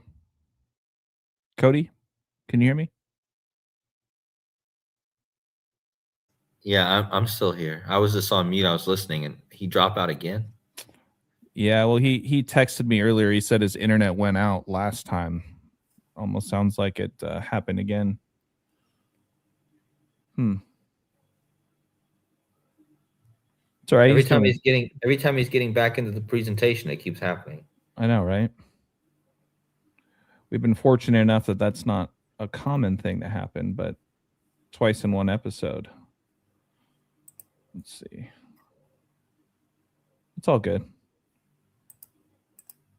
Can pass things back off to you, Cody. I know that. I mean, I was just looking in to see if there was any kind of stuff going on here with zombies. I don't have anything on that yet, really, that's worth showing. But was there a new Zombieland coming out too this year, or am I crazy? Is there?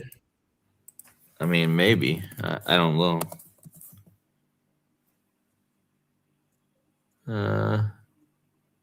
Was it 2025? No, Zombieland.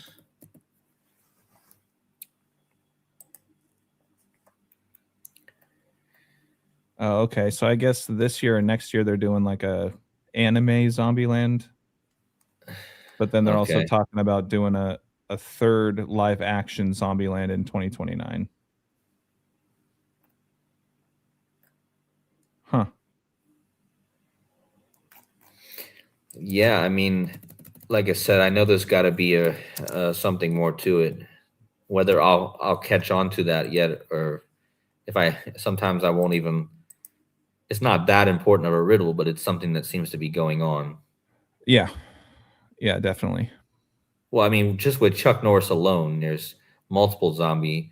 He's Walker, which is a Walker is a zombie, and he was his last movie, Zombie Plane. So just with Chuck Norris, I find that somebody says there's a bunch of zombie movies coming out this year. Mr. S says. But I think that I guess, we'll see what happens. And like I said, this was all about Ice-T. And maybe this has something to do with like people at the airport turning into zombies when they have to wait in line for hours. I mean, maybe that's what's. Could be. I mean, there's a lot of. It seems like the plane narratives haven't stopped since last year, right? Last year was a ton of plane and helicopter and car crashes, right? And then now it's a lot about the TSA and things like that. Doesn't seem like the airport themes or the airplane themes have gone away. What's up, Rambo? Yeah, I got my internet was cut again. No worries, man. It's all good. It's all good. We're just looking a little further into this zombie plane movie that Chuck Norris, that was the last movie he was in. But yeah, back on track. Yeah, so that's the Chariot, and this symbolizes it's called the fixed cross of the zodiac. The Bull, Taurus, Scorpio, they're directly opposite. They form an X, and then you have the Lion, which is Leo. The angel or the man is actually Aquarius. So Leo and Aquarius are opposite each other. Scorpio and Taurus are opposite each other, and they form a cross called the fixed cross. That cross represents the material universe. So this is about abracadabra and the fixed cross. It's about manifesting in the material plane. And what is the material plane? A euphemism for that is the matrix. That's what the Chariot is so important. It's the wheel. If any symbol, we dealt with the I and the 33 and all these symbols we deal with. It's the cycle. If I have to say one is the most important and it's at the center of the web, it is the cycle. That's what the Chariot is. So you see how he emphasizes wheels here. It's big wheels on the Chariot, and this is a knight. So this is also related to war as well, because this is a knight in battle with armor. And the Chariot represents Cancer. Cancer is the crab. You see the crab there?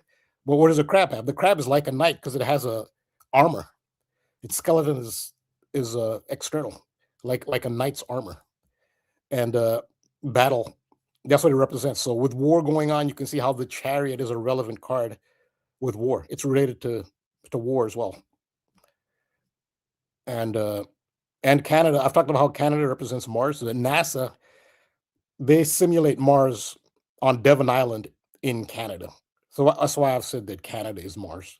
Also, the Tower card in tarot represents the planet Mars, the war planet. And Canada has the Tower of Babel. It's a mountain which they call the Tower of Babel. So now, so I think Canada also is a metaphor for Mars as well. So that's Air Canada crashing at LaGuardia. And so here's the Wheel of Fortune. Here's another wheel symbol. And you see those same four symbols. The eagle, again, that's Scorpio. Also looks like a phoenix. And opposite of that is Taurus. See the bull with wings? That's Taurus and Scorpio. And this is Aquarius. The angel, the man or the angel is Aquarius. And this is Leo, the lion with wings. And they're opposite each other. That's the fixed cross. And this is described in the Bible. This is the Wheel of Fortune. Ezekiel chapter 1. As for the likeness of their faces, they four had the face of a man and the face of a lion on the right side, and they four had the face of an ox on the left side, and they four also had the face of an eagle. So this is in the Bible, those four symbols. And in Ezekiel, it says, this is Ezekiel's vision. It says, now I beheld living creatures, behold, one wheel upon the earth by the living creatures with his four faces. The appearance of the wheels and their work was like unto the color of beryl. So beryl is kind of a brass color. So that's where they got this design for the tarot. And in the Rider-Waite deck. So this is in the Bible. So the Bible it's very esoteric, just like every spiritual practice. And when you remove that, you're not going to get the full meaning of it. And you can dispute the meaning of, things, this symbolism like this is very arcane. And we have different opinions as to what they actually mean. But these symbols, which are considered, part of esoteric or ritual magic, they're in the Bible. And they represent the material plane, the material universe, the X, the fixed cross. The first wheel is significant because the very first wheel, the original Ferris wheel, also called the Chicago wheel, was designed and built by George Washington Gale Ferris. That's where it gets the name Ferris wheel. And his name is significantly George Washington. That's the original Ferris wheel in Chicago. So Chicago is very significant for many reasons. How does Chicago tie into this plane symbolism? We talked about Flight 4819 last year on Michael Jordan's birthday on runway 23, which is Michael Jordan's number 23, flipping upside down in Toronto, Canada. Mr. Chicago connection is on runway 23 on Michael Jordan's birthday. And now we have Air Canada involved. Some themes that keep occurring. But Chicago is very important. This is the original wheel. I've talked about the importance of the wheel and the cycle. And just to show the importance, this is just a partial list of the world's biggest Ferris wheels. Ferris wheels are so important. That's why I say the cycle symbol is the most important symbol. It's number one. There's no other symbol as significant to this matrix. Whatever it is, whatever this means, the center of the web is the cycle symbol.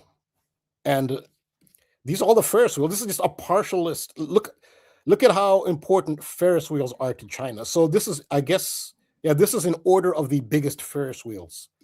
Dubai has the biggest Ferris wheel in the world. And there's a city in the United States that has proposed to build a Ferris wheel that will be number one. That will be bigger than this. Whether it actually ends up happening remains to be seen. But I'll get to that. There's a certain city in the United States, very NBA significant, that wants to build a Ferris wheel. Dubai has the biggest one. The second biggest before Dubai was built, this actually briefly was the biggest in the world, was the Vegas High Roller. Think of Wheel of Fortune and the High Roller that you have in Vegas. You can see why they called it that. That's the second biggest Ferris wheel. Third biggest is the Singapore Flyer. And look at all these Chinese Ferris wheels. The Chinese fourth biggest, fifth biggest is in China. 6, 7. This is the one in London, the London Eye. China, Taiwan, Japan.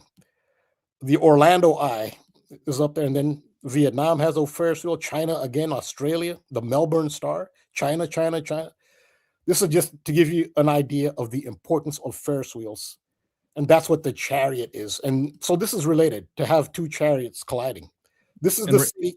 Rambo, really quick, I just wanted to echo something that you said last week, just as a great reminder as to why with Ferris Bueller's Day Off, right? Ferris, the main character, takes place in Chicago. Shout out to Mr. S and Older Bones, just for bringing that back to the forefront. I think that's important because for those that haven't seen the movie, I hate to spoil it for you, but there is a big scene where Ferris essentially steals his dad's chariot, his wheels, right? And they do the whole thing about turning the what do you call it? Not the it's not the speedometer, it's the mile tracker. Odometer, the odometer. The odometer, yeah. How they like, move it back and they try to do everything in reverse. So like, there's a big wheel theme just right there with the story of Ferris Bueller taking place in Chicago. So just wanted to absolutely, that's fantastic addition. I didn't even think of the car connection to that movie. But that's and the wheel, like that was the whole thing to Yeah, they were reversing. It's a spoiler. They were trying to reverse the odometer so their parents wouldn't realize. Exactly. Where all these miles coming on our car while we're away. Yeah, that's a classic. Absolute classic. But look at the esoteric depth that goes to even a comedy like that. They all have these deep esoteric meanings. And this cycle is the secret to the Matrix, whatever that is.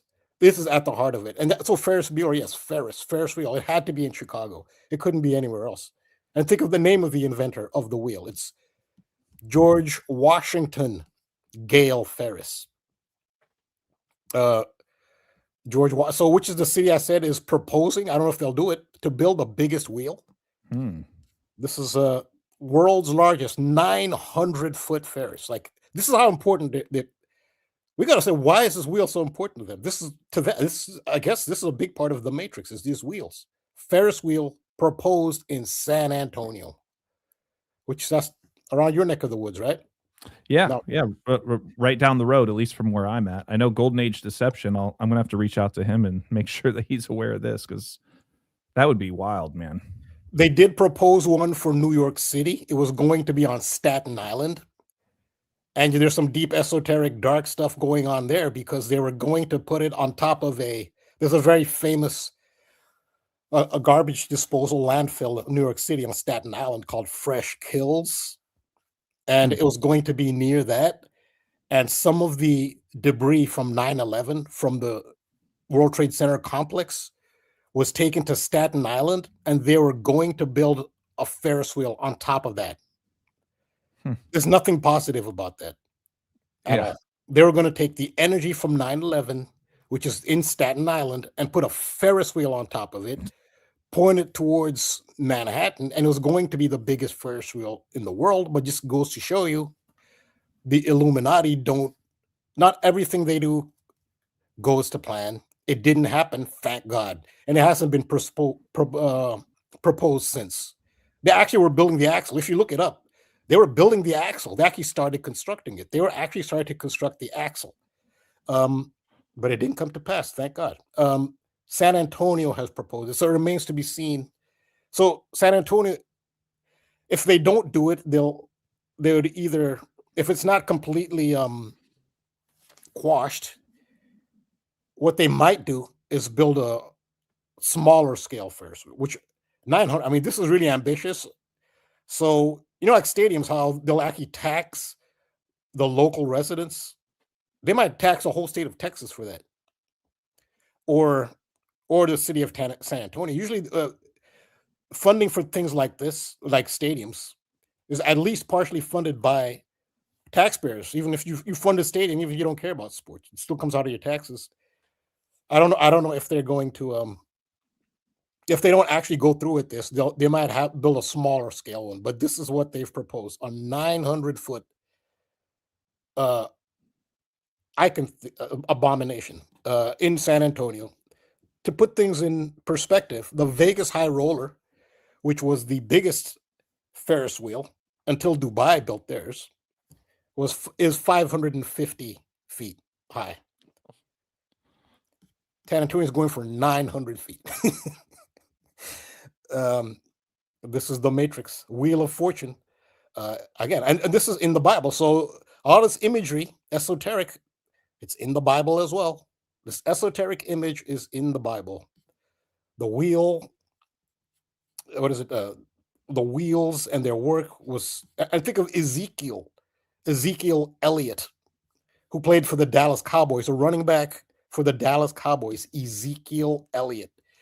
And relating to this wheel symbolism, the name Elliott is, we've talked about it, is popular from the movie E.T., Extraterrestrial, which extraterrestrials are in the news now. And some people think that this Bible passage is actually describing an extraterrestrial vehicle.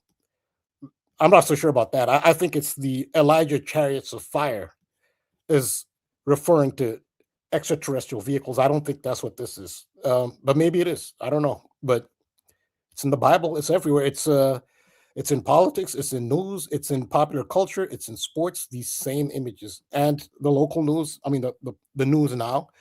Contemporary is the collision of the chariots, the plane and the truck in LaGuardia. But again, 900 feet, which is just to put things in perspective. The Vegas high roller is 550. This is 900. In the economic state we have now, I can't believe that they'll go through with this. But then again, I can believe that they would actually. That's a priority. I was talking about the cycle symbolism with Stranger Things 5. So this is actually inspired by E.T., the movie E.T. We were talking about it. It's a scene like this is also in Donnie Darko, the cycle symbolism. Just how important it is. This is the chariot.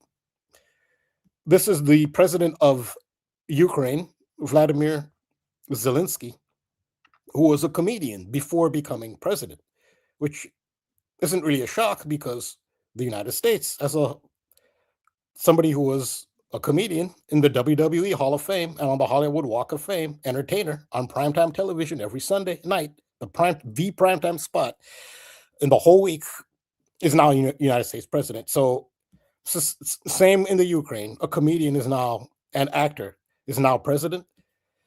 And he did this. This is actually servant of the people is what this means in the Ukrainian. And where is he? He's on a bicycle. That's how important this image is. This is what holds this matrix together. This is whatever it means. This is what it is significant of. And also, so the two cycles are an O and an O. That's why you have the pi number, 22 divided by 7 for pi. And I talked about that. I don't have the imagery, but everyone knows what the Freemason emblem looks like. The compass, which is a divider, really. Technically, it's a divider, but okay, compass. And square with a G in the middle.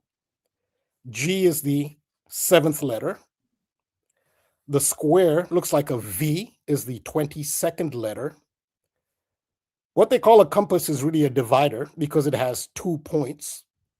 A compass doesn't have 2 points. A compass has 1 point. A divider has 2 points. So G is the 7.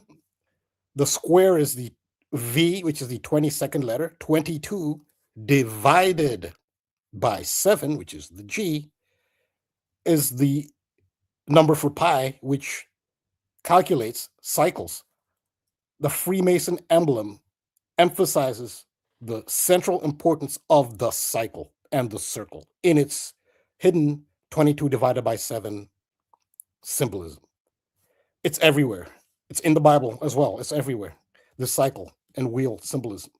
So the two wheels can be like a double O.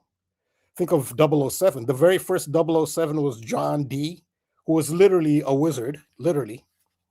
You could say shaman, adept, but he's a wizard of Queen Elizabeth I. It was under him and her, Elizabeth I, that's tiny country England ruled the world. Look at the size of England, a smaller country as it is. And what language are we speaking? Okay, so, I mean, KODI has Scottish background, but even, I think the Scottish spoke their own language. It's a form of Gaelic.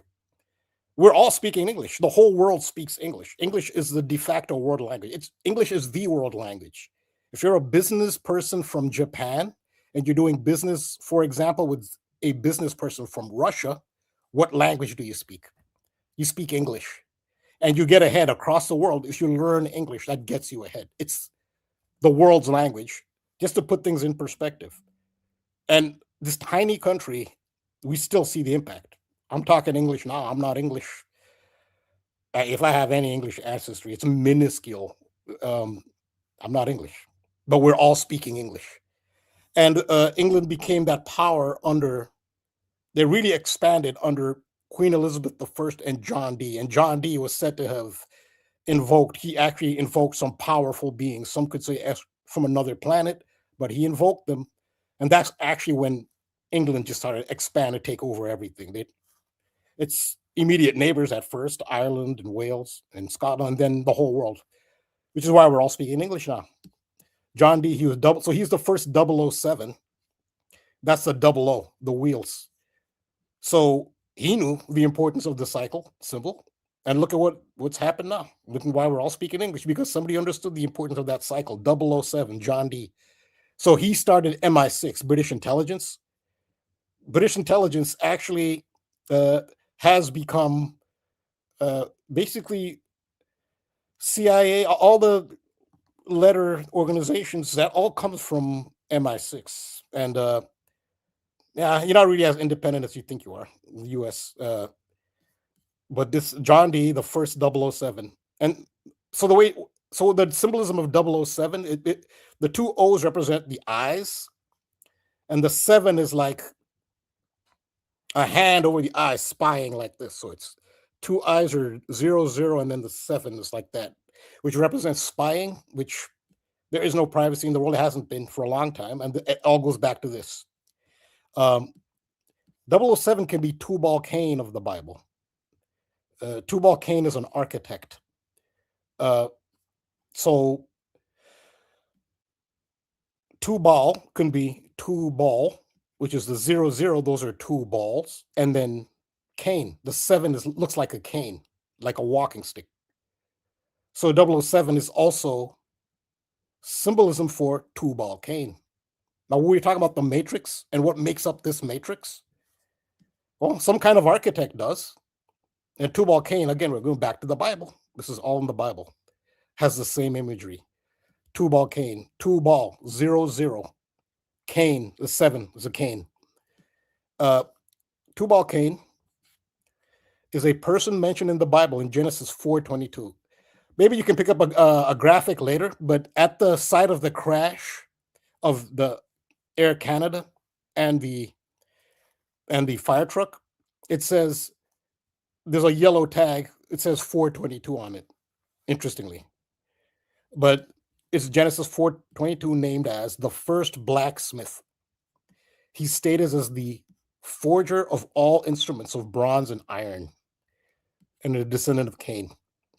So that's the significant. I talked about the architect symbol and the blacksmith. Vulcan is the Roman blacksmith. But also remember that I brought up Ogun as a Nigerian Yoruba version of that archetype, the blacksmith, the architect. And we're talking about AI. AI is significant to this with the 666 and AI. The first computer costs $666 from Apple, the first Apple computer. That's because it's action and thought with no emotion. That's AI. AI doesn't have emotion. It never will. You can't duplicate it. You need a soul.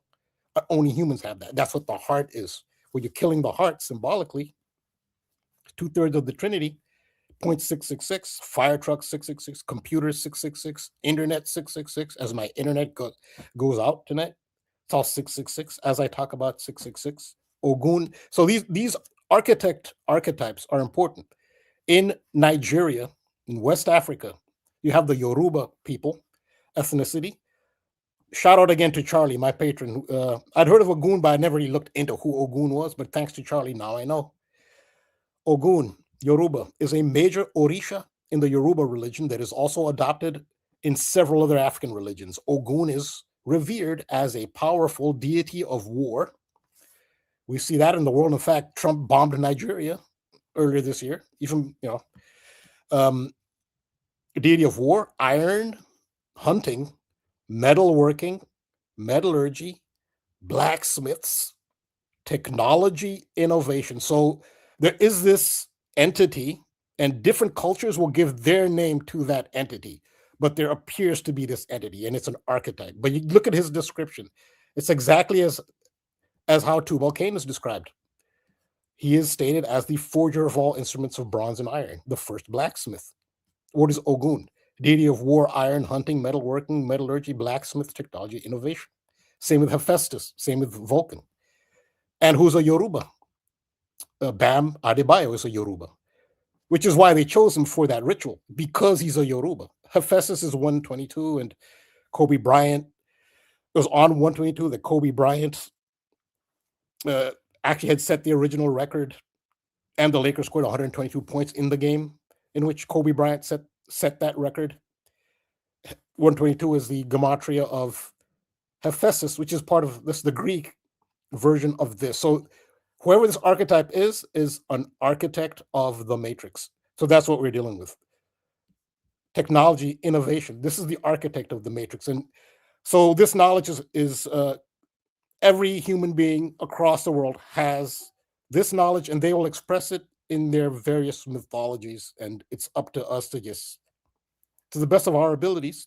And some people may feel this is unknowable, and respect to them. If, like, I'd rather not try to figure this out. That's acceptable too. But to the best of our abilities, we can try to kind of get to the heart of it. This is at the heart of it. It's the matrix, some kind of architect, this world that we're in, and the cycle symbol is at the Ogun starts with an O, cycle. So it was George Washington Gale Ferris who created the first Ferris wheel.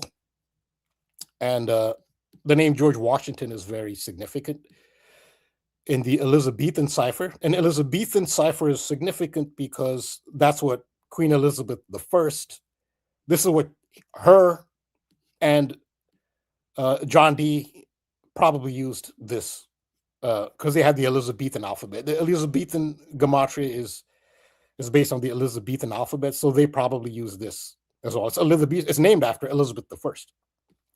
So this is relevant to this, with John Dee, 007, Tubal-Cain, architect, Ogun, Bam Adebayo, Yoruba. It all ties in. In their cipher, George Washington is 222. Now that's significant because George Washington was born on 222. First president of the United States. And I've talked about this song, Chariot, because this is about the Chariot by Gavin DeGraw. Big hit, and very melodic song. It's not his biggest hit, but it's, I guess, his second biggest hit. Gavin DeGraw, how that was released on 222. It's about the Chariot, which is, again, the anniversary of George Washington, 222, George Washington in Elizabethan.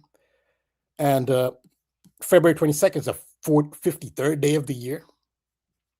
So he knew what he's doing, or whoever's in charge, maybe he did, why they released the song Chariot on this day specifically, because it's the 53rd day of the year. And in gematria, which I didn't put the graphic here, but in gematria, I believe this is the Pythagorean cipher. The Chariot sums to 53. And I've shown this before. Disney knows this. That's why the Chariot, Herbie, had number 53. It's gematria. It's the Chariot in the Pythagorean cipher. The 53rd day of the year is February 22nd, which is why Gavin DeGraw released Chariot on that day. George Washington's birthday. 222 is George Washington in the Elizabethan cipher. That's how it ties in. So on this anniversary date, February 22nd, 53rd day of the year, and the old Chariot symbol, the U.S. men's Olympic hockey team won gold when they defeated Canada. Again, Canada they're really focusing on Canada this year. They defeated Canada 2-1, famously, in the gold medal game of the 2026 Winter Olympics in Italy. And with Jack Hughes was the big star there. And so this song, so just looking at the image of the plane crash, this is the Air Canada crash. This is famous Canadian symbol. This is the maple leaf. Everyone know that. This is the symbol of Canada. And which is obviously on the Canadian players. They have the maple leaf on their jerseys. So that's very significant. This is the maple leaf on the Chariot. So in the song Chariot by Gavin DeGraw, released on February 22nd. Look at the opening line of the song. How does the song start? Some people might be familiar with the song, others aren't. I actually did a decode on this on Instagram. What I like about Instagram is you can play these copyrighted songs. So if you saw my Instagram post on this, it's titled "Oh Chariot." I actually play the song so you can hear the lyric. The very first lyrics, staring at a maple leaf. You can sing it for us, Rambo, if you want. Staring at a maple leaf. All right, not too bad. Thanks. I tried to be melodic. That's how it starts. It's a very melodic song. I like it. It's very melodic. He has a great voice. He kind of challenged the industry a little bit, so he's had it rough. He challenged, and if you actually see the video of Chariot, I recommend you look at the video to Chariot. It has depth to it. It's not just a shallow, cheesy video. He has depth to it, and I can see why the industry didn't really promote it as much. But he's very gifted. He has a great voice, and the video it has depth, and actually his video, it kind of like you could say he is it's analyzing the Matrix. It's a good video. You should see the video and the song too.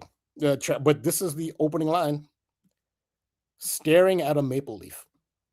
Now you put that in context. What are we doing now in March 22nd, where we are now? We're staring at a maple leaf as the Air Canada Chariot, as the Chariot crashes into another Chariot. We're staring at a maple leaf again, just as the U.S. hockey team. We're staring at a maple leaf on February 22nd again, the 53rd day of the year. The Chariot comes to 53. So there's so much went into the song. There's so much. I mean, so many details. Did they foresee all this, or is this just how the Matrix manifested out? I don't know. Ask the architect Ogun. Ask Ogun. Maybe he knows. But so at the Olympic victory by the United States on 2-2-2 in hockey, they paid homage to the hockey player Johnny Gaudreau, who passed away, and this is his jersey that they held up. His number 13 jersey of Johnny Gaudreau. So while they celebrated, this is their celebration at the Olympics, and they paid homage to Johnny Gaudreau. So he's a big part of this narrative. So Johnny Gaudreau. So this is from Wikipedia explaining how hockey player Johnny Gaudreau passed away on the evening of August 29th, 2024. Gaudreau and his brother Matthew were struck and killed by a drunk driver. So there's the symbolism again, the Chariot symbolism. They were struck by a car while they were cycling. The same symbol. I just went over the cycle symbol and the bicycle symbol. E.T. Eliot. Vladimir Zelensky, the bicycle, the 007, Tubal Cain, the architect. It's the Chariot. It's about the wheels. So is this a real event? Was it orchestrated? Is this a manifestation of the Matrix? I mean, but this is how Johnny Gaudreau died. It was a cycle, the Chariot oriented narrative, and they held that up on 2/2/2, the 53rd day of the year. Disney knows. That's why Herbie is 53. But now let's look at Gavin DeGraw, who sang Chariot. Let's look at his narrative, part of his life. And the industry doesn't like him, so he's a bit of an outsider. Or just even before I look at Gavin DeGraw, in some tarot decks, I didn't look up the name of this tarot deck. The Chariot is a bicycle, and it's a skeleton. Skeleton's very esoteric. If you remember in Donnie Darko, one of the final scenes is where they on their bicycles, which is taken from E.T., the scene of Elliot with their bicycles. Think of Ezekiel Elliot, the book of Ezekiel that describes the wheel. Donnie Darko borrows from that, and they have Donnie Darko and his friends on their bicycles. And it's at Halloween. And what was Donnie Darko wearing? He was a skeleton, wasn't he? Exactly. So think of that scene in Donnie Darko where he's wearing his skeleton outfit on a bicycle. This is the Chariot, and I wish I knew the name of the deck. Deck. I didn't have time to look it up, but that's easy to look up. The Chariot bicycle symbol is easy to find. There you have the same imagery. The same imagery. It dictates everything: popular culture, the Bible, mythology, other religions, every religion, the news, sports. These same archetypes that determine everything. These are basically the building blocks of the Matrix, and it's up to us maybe figure out what they mean, if to the best of our ability. But this is just seen out of Donnie Darko: the skeleton and the bicycle, and this is the Chariot in a tarot deck. There's also what looks like a sun symbol, and think of the sun as a cycle symbol. So the sun cycle, birth of the sun in spring. We're at the time of the rebirth of the sun. Then it'll reach adulthood, its highest point at the summer solstice. It'll die in the fall. It'll be at its lowest point, its depth in the winter. It'll get reborn again, and the cycle will continue.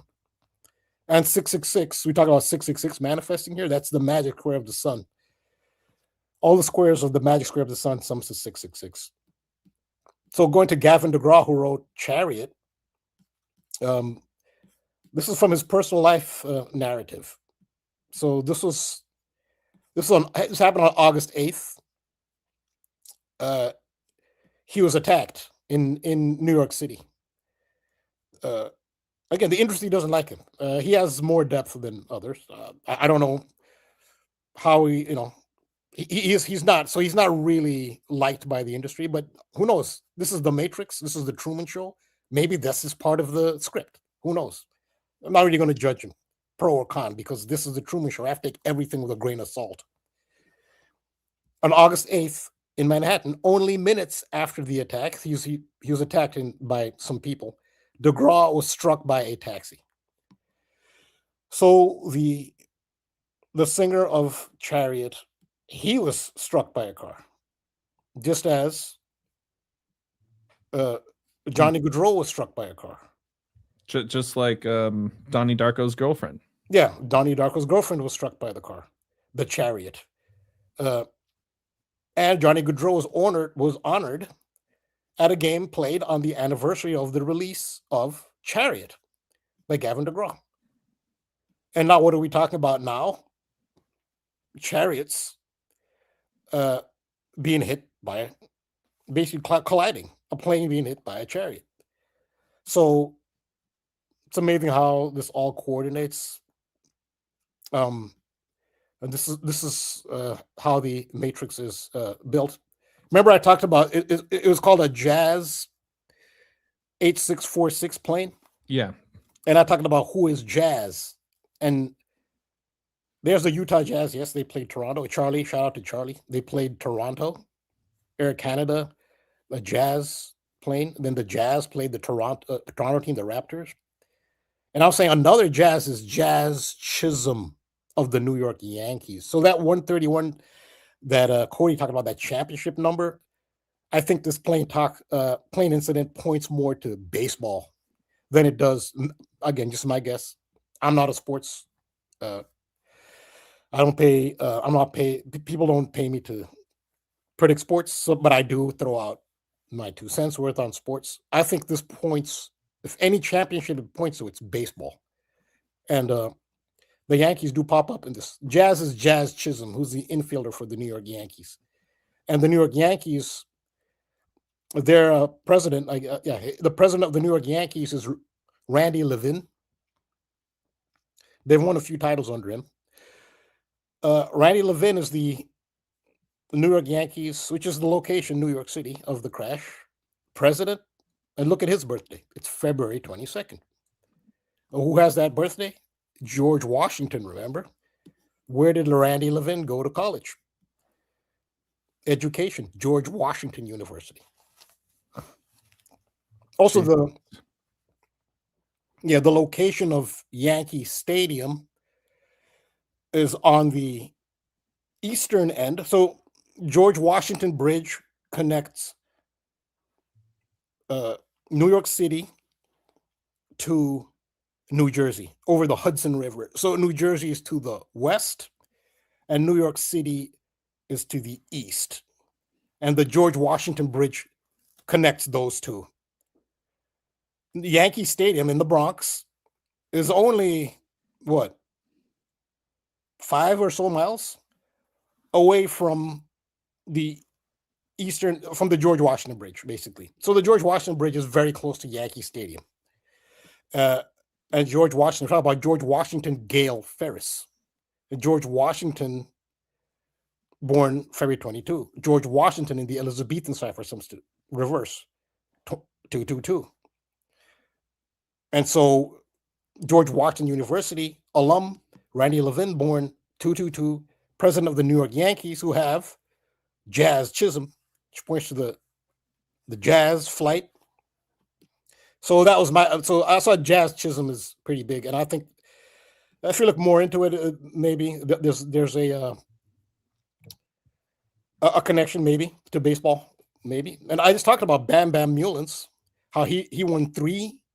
Bam Bam Mullins won 3 World Series championships with the San Francisco Giants. He also starred later in his career for the New York Yankees under Randy Levin. It's probably Randy Levin. He was signed because he's been there for a while. And then Bam Adebayo, the Yoruba, who represents Ogun. Ogun is a blacksmith, the volcano. What happened when Bam Adebayo scored the 83 points? A volcano went off in Hawaii. And a volcano is Vulcan. It's part of that same archetype. Vulcan, Hephaestus, Tubal Cain, Ogun. They had to have a Yoruba do that. And so he did it. And again, that's the architect of the matrix symbol. All comes together here. And so Bam Adebayo, Bam Bam Mullins, played for the San Francisco Giants. And we talked about it when I first brought this up. KODI noticed that Bam Bam Mullins' Major League Baseball debut was on the 23rd of August. What is the 23rd of August? That's Vulcanalia, that Rome honored this blacksmith technology fire volcano god. Vulcanalia, which is Kobe Bryant's birthday, and which is the record that Bam Adebayo broke. So Bam Mullins played for the Giants and Yankees. The New York Yankees in 2026 opened their season against the Giants, the 2 teams of Bam Mullins, named after Bam Bam, as is Bam Adebayo, named after Bam Bam. So hopefully people can follow. I repeat myself just so people don't forget, wait, what does that have to do with that? So just repeat, just to keep reminding people, yes, this is connected in that way. But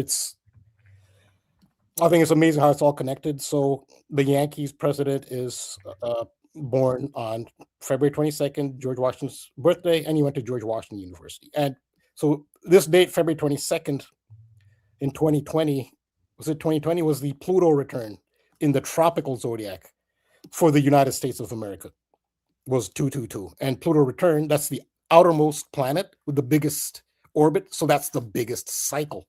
So 222 was big in 2024 because on that date, February 22nd, that was the Pluto return, the biggest orbit in the solar system. And also 2 pilots died. So I think this also ties into the Renee Good.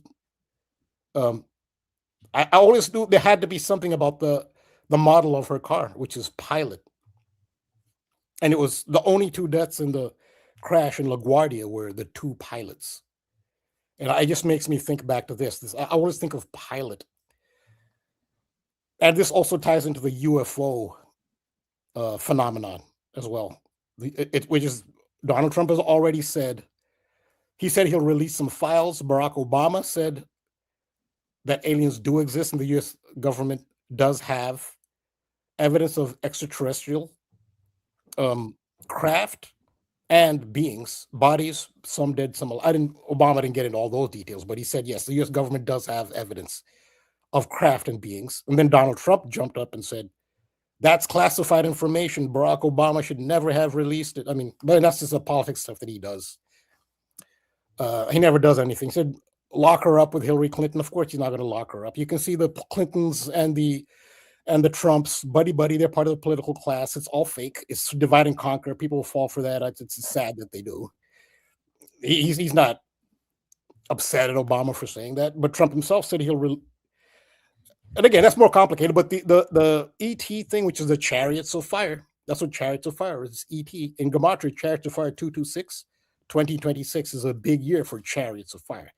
I think the ET thing will be big in 2022. And what's on the cover of ET? Again, the bicycle, the cycle. It all this does tie into the ET thing. And I think Pilot here is related. I've said before, what really stood out was this 3D on which the end of her license plate, 3D. It's 3 dimensions. We just had the lead singer of 3 Doors Down pass away within 4 days of the lead singer of Fifth Dimension passing away. Shout out to BPM for pointing that out. So you have 3 Doors Down, 3D.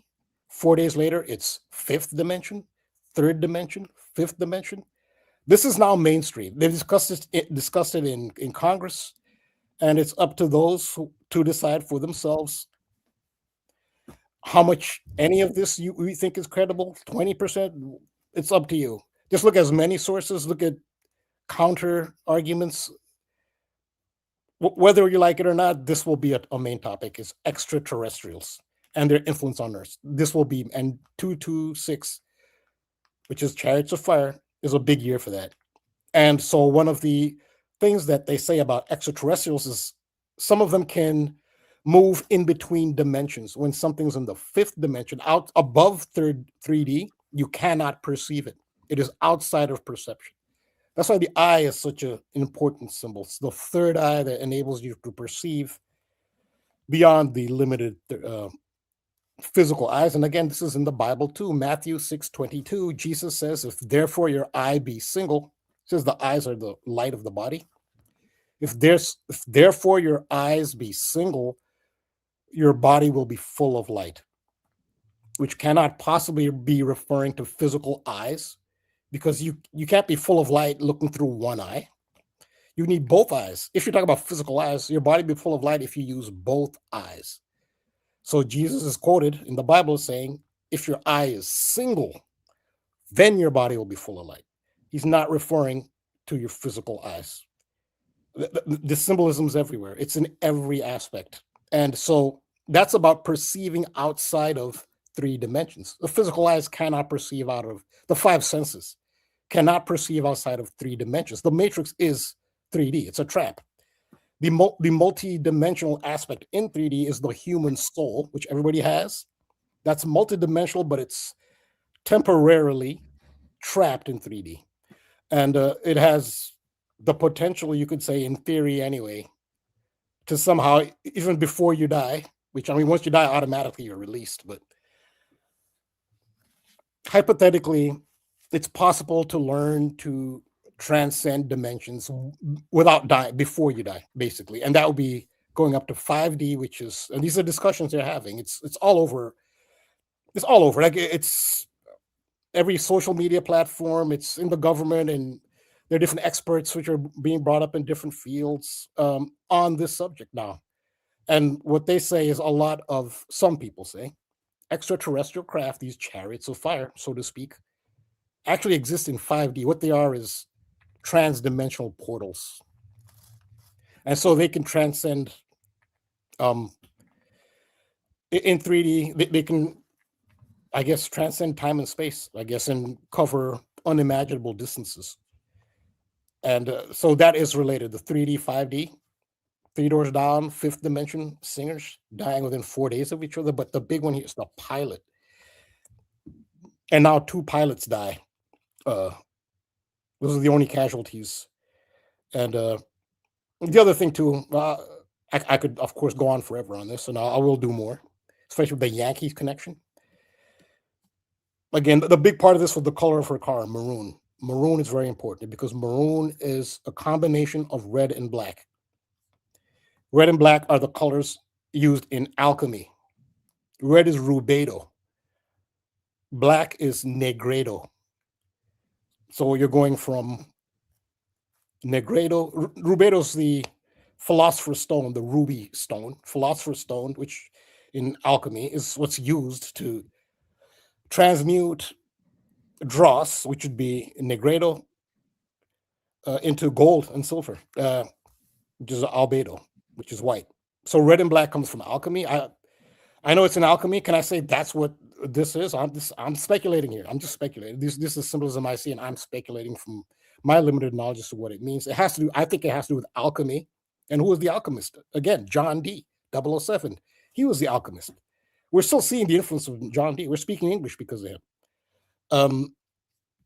The color of this card goes back to that as well, the red and black, and that's actually, you see that on the, which black is not in the Canadian flag, but the Canadian team wore red and black for the first time, and Canadian fans across the board hated those jerseys. Those jerseys did not sell in Canada for the 2026 Olympics. These black and red jerseys, which the consensus is the ugliest hockey jerseys ever, they just didn't sell. And for some weird reason, they decided to wear black for this.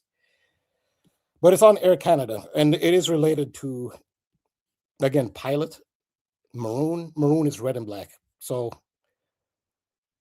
those are the colors of the Matrix as well. Very major color code in the Matrix is red and black. And speaking of which, Rambo, if I can maybe help segue just a little bit here, I wanted to shout out Myron. He got game, and I'm not sure, Cody, if you've done some work on this. It would probably surprise me more if you haven't at this point. But another Bam that at least Myron shared with me was in wrestling. Bam Bam Bigelow. Cody, I'm not sure if you've looked into this guy very much, but the first thing that stood out to Myron and myself was, look at the photo they show. It's just like the Miami Heat, essentially the flaming basketball going through the hoop. Yeah, so I know Derek focused his decode kind of on Bam. I was gonna look into Bam. I just never got time to do it, but I had found some connections with him for sure, and he was clearly tied to that. I can't remember what they were now, what the connections, but again, that wrestling is such an important thing on the world stage. Is everything that happens is tied to a wrestler usually, and so this guy was one of the main connections to that Bam Adebayo stuff. He's got that Charles middle name. Yeah, the Charles stuff. Yeah. I just can't remember exactly what we had found on that. Derek has a whole post on the Bam stuff, and I know he talks a lot about Bam in the post. So, but yeah, he was known as the Beast. What I remember finding is he was known as the Beast from the East. And think about how Iran is essentially in the East, according to where we're at. Beast from the East, right there is a shirt that says it. It's one of his nicknames. I don't know if you'll see it, but yeah, he was known as the Beast from the East. So lots of, but he was very athletic. He looks overweight, but he could do flips and very interesting character for sure. And I think he had a tattoo on his head that was fire, like. And I think that ties back to the year that we're in right now, the red fire horse. Yep. That's a lot of the reason why we might be also saying that reminds me of the chariot, right? I mean, the chariots coming from the sky, the horses pulling the chariots, the red fire, the war, which is why I made such a big deal out of the fire horse year for many months before it even happened. I was like, I think the fire horse year is the year for action and war. And so far, technically 11 days after that fire year started, we had this all popped off. So,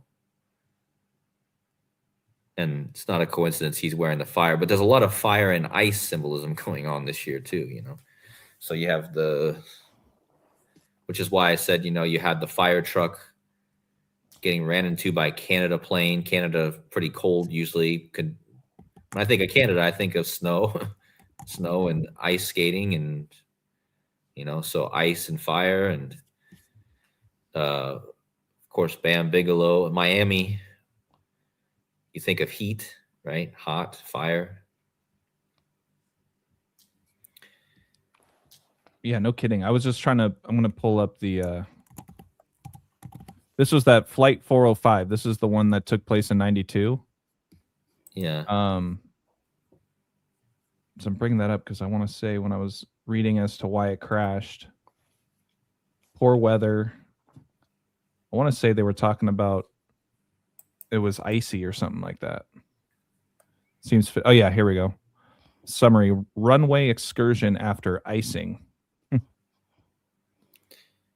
Yeah. So ice ties into the cardology correspondence with the date 322. Remember 322, March 22nd is the ace of diamonds. Mm-hmm. And a euphemism for diamond is ice. Oh yeah. You know, someone can say I've got ice on my wrist. You know, if you got a diamond watch, you know, ice. Mm-hmm. So ice is actually a euphemism for diamonds. I think maybe that might be playing into this ritual because that's the date of the ace of diamonds. So ice ties right into the diamonds theme.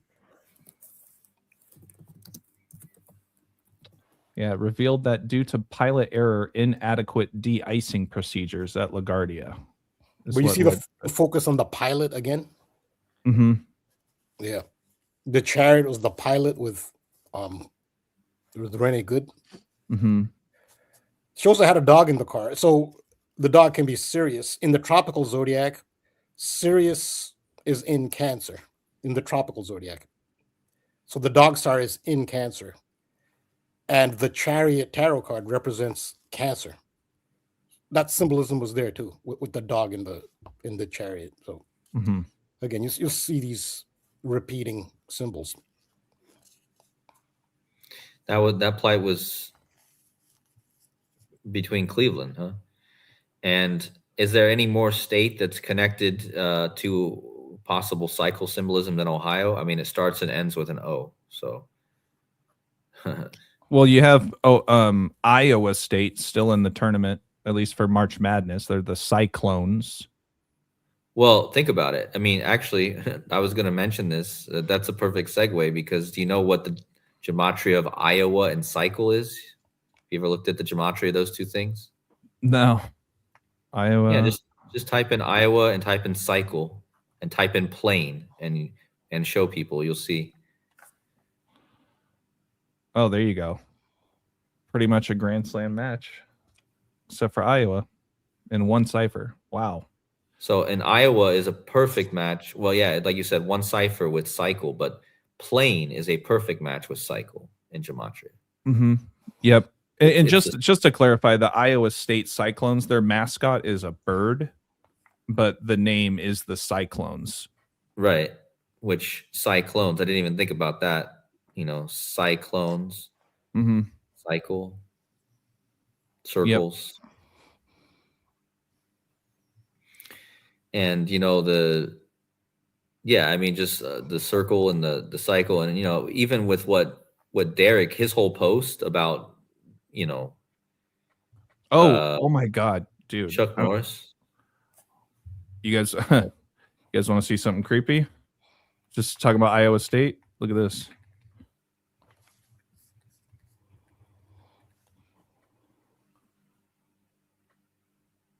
Oh, wow.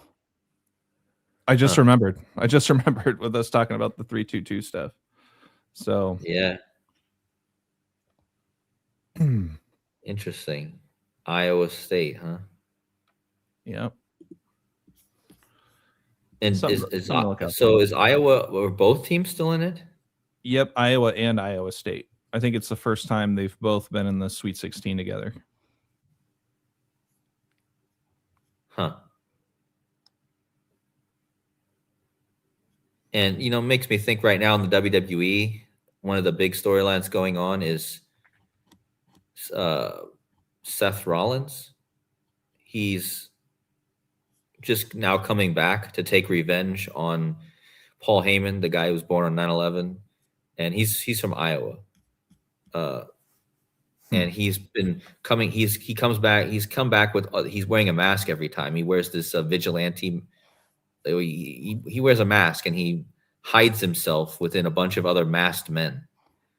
It's a really interesting thing they're doing with him. He basically brings out a bunch of masked men all wearing all black, and he disguises himself within those men, and then eventually the real Seth Rollins comes out, and then all these other men, like, they go away. But like it's kind of like it's very interesting what they're doing with him right now. But he's a very big, of course, the whole WWE right now is big because we're coming up on WrestleMania 42. So, and again, and WrestleMania 42 is going to be on the birthday of Ali Khomeini.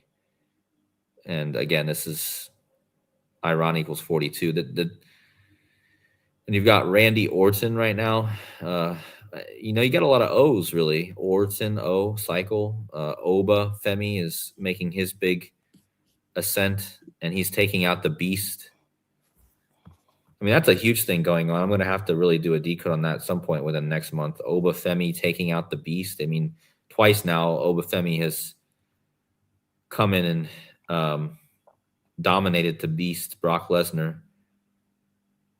And yeah, you know, Brock Lesnar's finishing move is the F5, which is a reference to a tornado, a cyclone. You know, his finishing move. He spins you off of. You know, he throws people off of his shoulders in a circle. You know, like a cyclone.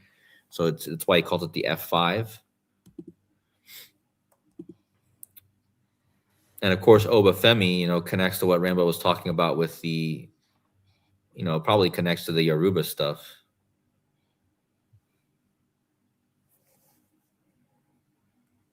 Was there anything else on that stuff you wanted to share? Just want to be cognizant. We did just crack the 2-hour mark. So I want to make sure. On me with the wrestling stuff, or just, I mean, anything else, and or with you, Rambo. I want to make sure that you got everything out that you need. Yeah, I mean, I've done. I've had most of the airtime here. I don't want to. Yeah, I mean, I don't have like I don't have any slides prepared, but I mean, I'm just kind of pointing out what I'm seeing, you know, with the wrestling stuff right now, and then also, like I said, that plane thing I wanted to mention for sure. I wanted to let Rambo. I didn't know if you already knew Rambo, but that plane is a perfect match to cycle. To cycle. Yeah, I didn't know that. Thanks. Plus, it requires rotation for jet propulsion. Jet propulsion requires rotation. Yeah, absolutely. Yeah.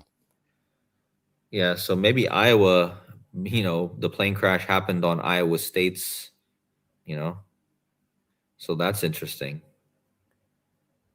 And again, as I mentioned with WWE, you know, Seth Rollins is coming back right now, and he's from Iowa.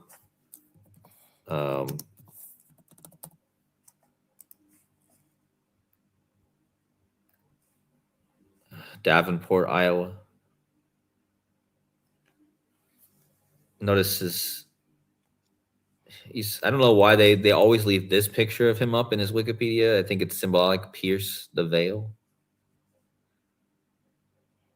So he's but he's a so symbolic character throughout the years. He's played the Jesus character. He's played a Messiah character. I mean, he's just he's the architect, actually. I forgot to even mention that. He calls himself the architect. The architect and the visionary. He's the one that created the Vision stable, which betrayed him, and now he's coming back to take revenge on the Vision. So there's a lot of symbolism with this guy. Maybe part of why he's piercing the veil, Vision. But the main thing I wanted to point about him, yeah, you can see it says he calls himself the architect and the visionary. But basically, he's from Iowa, so maybe there really is a big Iowa thing here. In this Sweet 16 coming up. I did notice that architect also equals 87, like Iowa, or no, like plane and cycle. I don't know how that would connect, but a lot of 87s recently as well, I've noticed. Don't count out Bama either with all the Bam Bam stuff. Alabama is still in it. They're playing Michigan, so that would be quite an upset with Michigan being one of the top seeds. For some reason, I was thinking that Brock Lesnar had a connection to Iowa, even going with the wrestling stuff. I was just connecting. No, he went to Minnesota.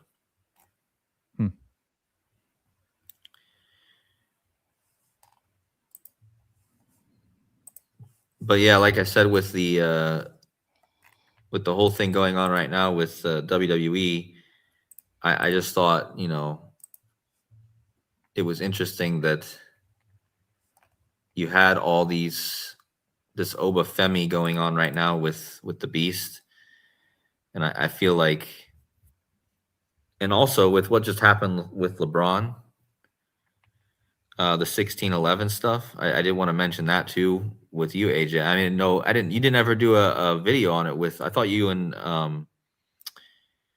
Myron were gonna do a video on that, but we were, yes. I mean, it got pushed out just because of life stuff, but yeah. I mean, it didn't end up happening on that 316. It was like picturesque. But it happened on 319, which is the upside down of 316. Right.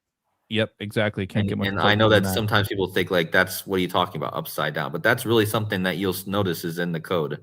They like to just, all you got to do is flip that 9 and flip that 6, which is interesting too, because when you take the 69, it turns into like a circle, right? Which is also like a cycle. Mm-hmm. It's like a cyclone, kind of. Right. Exactly. Well, yeah, the symbol for like a tornado or a storm is like a kind of a 6, right? Mm-hmm. So, but yeah, the 1611 is interesting because I know that Casey Jones had pointed out that right after that. Well, actually, let me see if I can jump into my slides for a second just to get your take on that real fast, AJ, because I had shown that on the same day that the again tying into WWE, the same day that Chuck Norris died. Well, it was within 24 hours. It all kind of happened on March, and think about it, March 20th, March 19th, and March 20th. It's kind of like the end of a cycle going into a new one. It's like the beginning of the equinox. But like on that day, Triple H from the WWE, the CEO or CTO, he revealed that the theme song for WrestleMania was going to be Birds, or wait, what's it called? Bones for the Crows. And this is by Nickelback. Well, and again, this was within 24 hours of LeBron James and Chuck Norris. Chuck Norris just died the same day LeBron James. Technically, Chuck Norris died in most of the world on 320, but in Hawaii, he died on March 19th. So, but I'm thinking he's in most of the world, he died on 320. But they had to get that March 19th in there, I think, because both dates were very significant. And LeBron breaking that record on March 19th was connected to Chuck Norris, because look at Chuck Norris's name. Carlos Ray Norris, 205 and 79. LeBron Raymond James, 205, 79. They both have Ray as essentially as their middle name. That's also my middle name, Ray. But yeah, so they have that. Actually, there's a 3 out of 4 cipher match with those two guys. So clearly Chuck Norris's death was connected to LeBron James. Also, Derek had pointed out that Mueller had, what's his name? Robert Mueller had died within this day or so after that. And he was born, check this out. And again, this is all shout out to Derek, but if you look into the birth date of Robert Mueller, he was born August 7th, 1944. So if you go his birthday, let's see, 1944. Again, that 8/7. I've been seeing that August 7th date a lot. That's the day Trump's mother died. And then it's also the 87th basketball tournament this year, just for what it's worth. I got to step out for a hot second. I'll be right back. Chuck Norris born March 10th, 1940.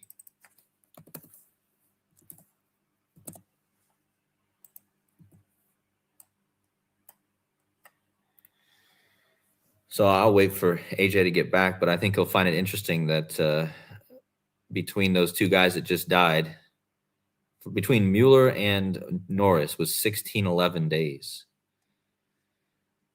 So shout out to Derek for that one. And then Casey Jones had mentioned, and Casey Jones is in the chat right now. Shout out to Casey Jones. He had mentioned that the whole thing happened with Chuck Norris 1611 days after the Rust shooting, which was very similar to the Crow with Brandon Lee. And, you know, I told you WWE released the song Bones for the Crows on the same day that Chuck Norris died, or within the day, the next day, I guess. But again, Bones for the Crows also equals Carlos Ray Norris. And again, Brandon Lee, the son of Bruce Lee, was in the Crow, which I believe all connects to Crowley now, thinking back on it. Because, you know, the days leading up to this, I was talking about Crowley and Thelema New Year. And then we get the death of Norris, whose birthday was the day that Bam Adebayo scored 83 points. And again, that whole thing was connected to Crowley, as I showed clearly. So yeah, the Crow, I believe, is Crowley. And then Brandon Lee was shot on scene, just like the Rush shooting. And again, the Rush shooting happened 1611 days before Chuck Norris died. So LeBron James is 1611, and now I still haven't figured out how this might tie into King James. Of course, that might connect to John D. John D connects back to that a little bit. But, you know, people in the chat are mentioning this too, Ozzy. So in Rambo, this actually ties back to your work with the cycles, because so Ozzy Osbourne. So if you type in, what's interesting is when Chuck Norris died, I mentioned it was all connected to kind of the fall of Satan, but also the Prince of Darkness was Ozzy Osbourne's nickname. And if you notice, it equals 573. Well, Chuck Norris equals 573. So when I did my decode, I had noticed there was a lot of symbolism with the fall of Satan, the Prince of Darkness kind of thing. Prince, you know, also had a song called 319. Chuck Norris died on 319. The royal family, the Prince of Wales is the Prince of Darkness in a way. The Prince of the Dragon, you know. And so Chuck Norris having that same gematria, well, the Prince of Darkness, Ozzy Osbourne, died on 722, your cycle, the 00. And so what's interesting about that, that was Prince George's birthday, right? Who's the son, he's the Prince of Wales. And so what was I going to say? On March 20th, which was essentially, again, the day that Chuck Norris died, that was the anniversary of the plane crash of Randy Rhoads.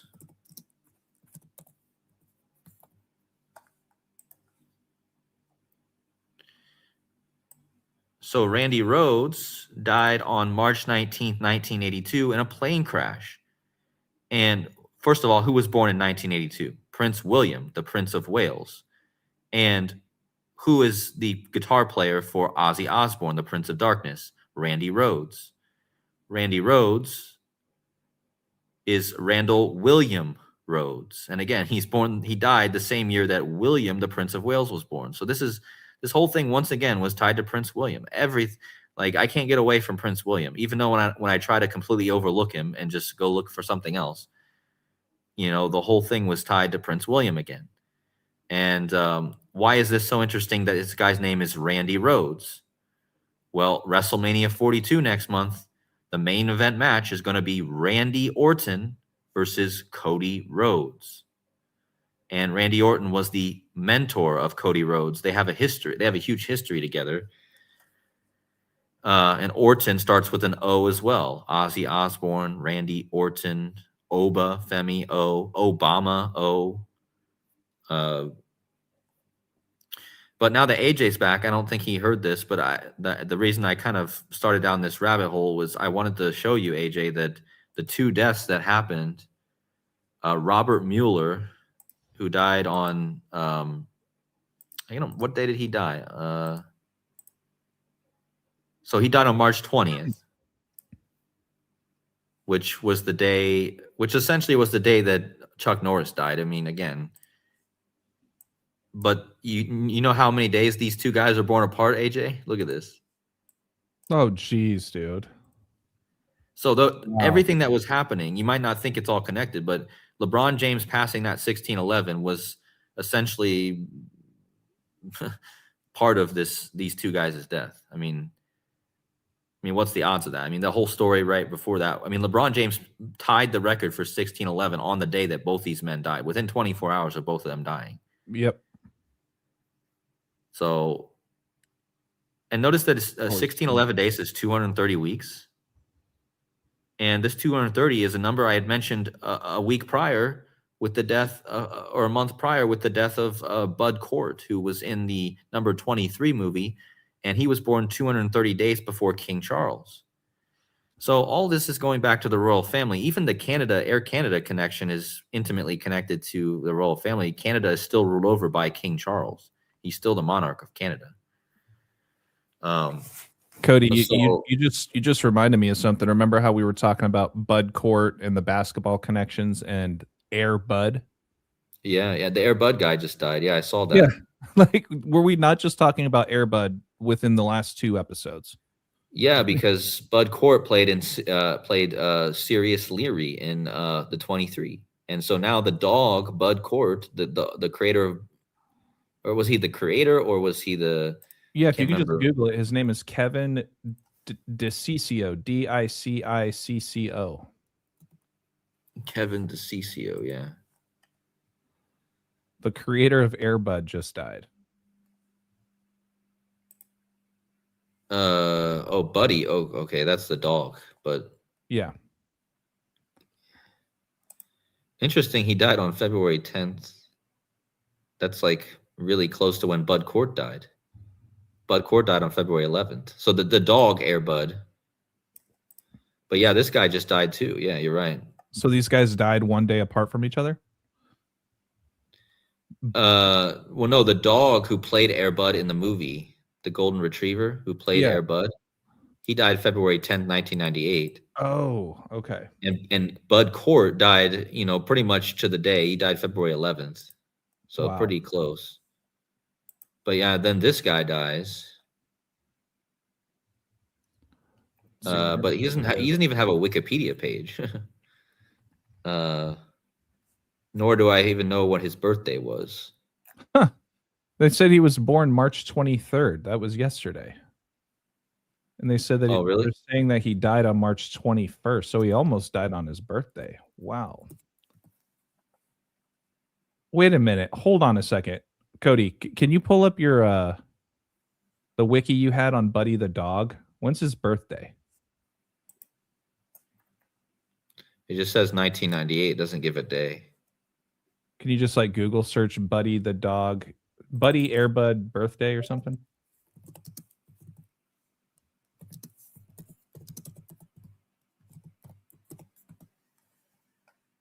Huh.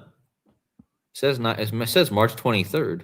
Yeah. So okay, I might have misread it. So Buddy the dog was born March 23rd. They're saying that the creator died on March 21st. Okay. And then what was the death date you said? February 10th for the dog? Yeah. Okay. Yeah, I think I got ahead of myself there for a second, but I mean, the fact that we were literally talking about the movie Air Bud within the last month is crazy to me because didn't this drop today?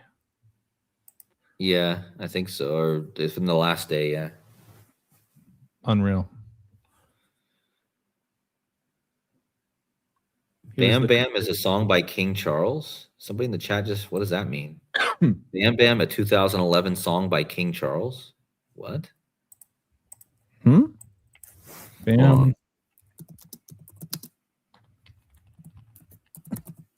I mean, this might bring everything. Wow. It's from Like an I album said, called Love Blood. How about that? Yeah. Wow. She said, "Bam Bam." She said, "Bam Bam." I never, Bam Bam, be your queen. That's the lyric. I will never Bam Bam be your queen. What the heck? Huh, he's got that May 6th, that 5/6 birthday too. Wasn't that the date that King Charles became king? Well, it says the album released on May 7th. That King Charles was coronated on May 6th. That's what I'm saying. But I'm saying that the artist, this singer, King Charles, his birthday is May 6th. Oh, really? No, really. King Charles singer. Birthday. How about that? Oh my gosh. Oh man. Well, that's not obvious, is it? I mean, the freaking King Charles was coronated on May 6th.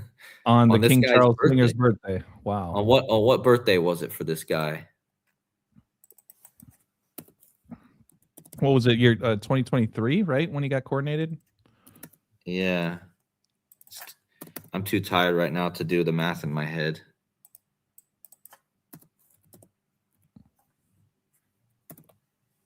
His 35th. 420 months. That's interesting. Did you guys see this news today too? The government upped the age for enlisting to 40. They took it from 34 to 42, like war equals 42, like Iran equals 42, and they made the deadline for that new age to go into effect as 420. So I mean, that's not the most obvious. You can't say you're too old at 34. You have to say you're too old at 42 now. Is that what you're saying? Yeah, like let me just see if I can pull up the article so you guys can see what I mean.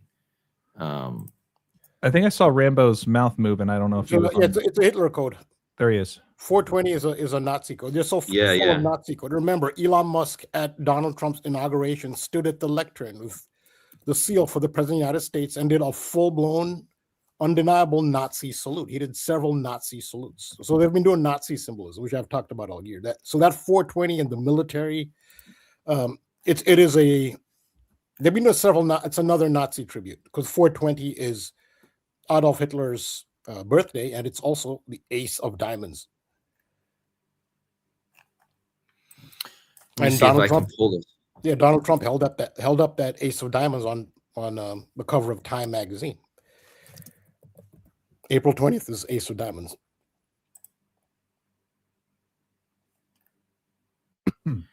Yeah. So, but what's even crazier about this is that obviously the Hitler code, but look at what they mention, and let me see if I can find it in here.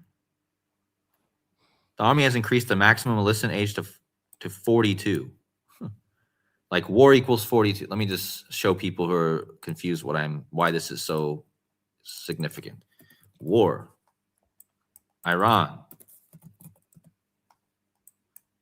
World War. All 42. And then if you read the article more,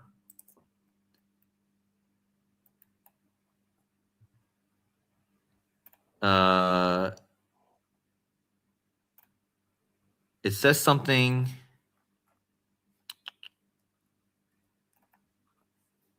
Let me just see if I can do a quick search on it.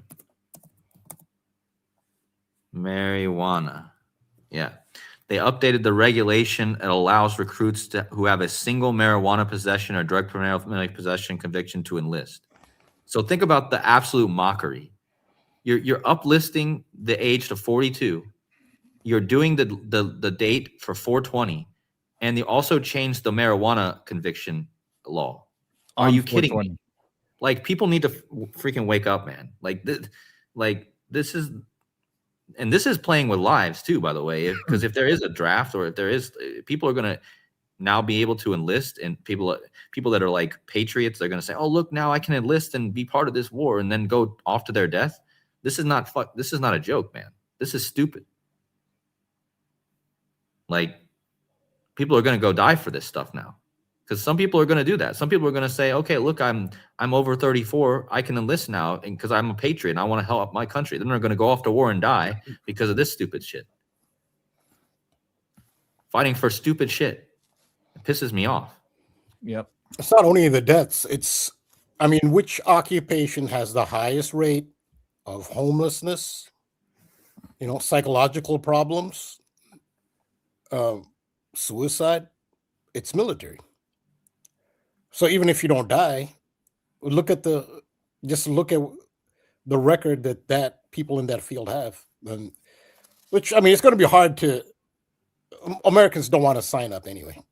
It's still going to be difficult unless there's a draft. If they're doing this, maybe a draft that forces people in would change things.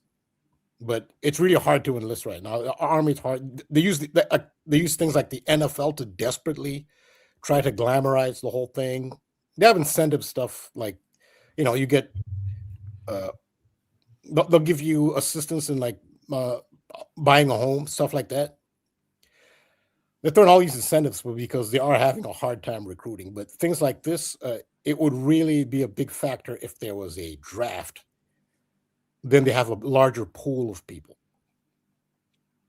But they're having a hard time getting voluntary recruits. Yeah. Yeah, I just thought that was worth bringing up today. I mean, I didn't even mean to get into that necessarily. I just saw the 42, the 420 with this King Charles guy. And King Charles just turned 42 months into his, this month, he was 42 months into his, since he became king, which connects to the beast. And again, WrestleMania 42 coming up. So a lot of, and the beast reigns 42 months in the Bible. So that's what it's all kind of going back to. It's a lot of beast 42 stuff. And yeah, so, and think about how I just shared that Bam Bam Bigelow was known as the beast from the East. Which again, to us, Iran is in the East. So Iran's kind of like the beast from the East in a way.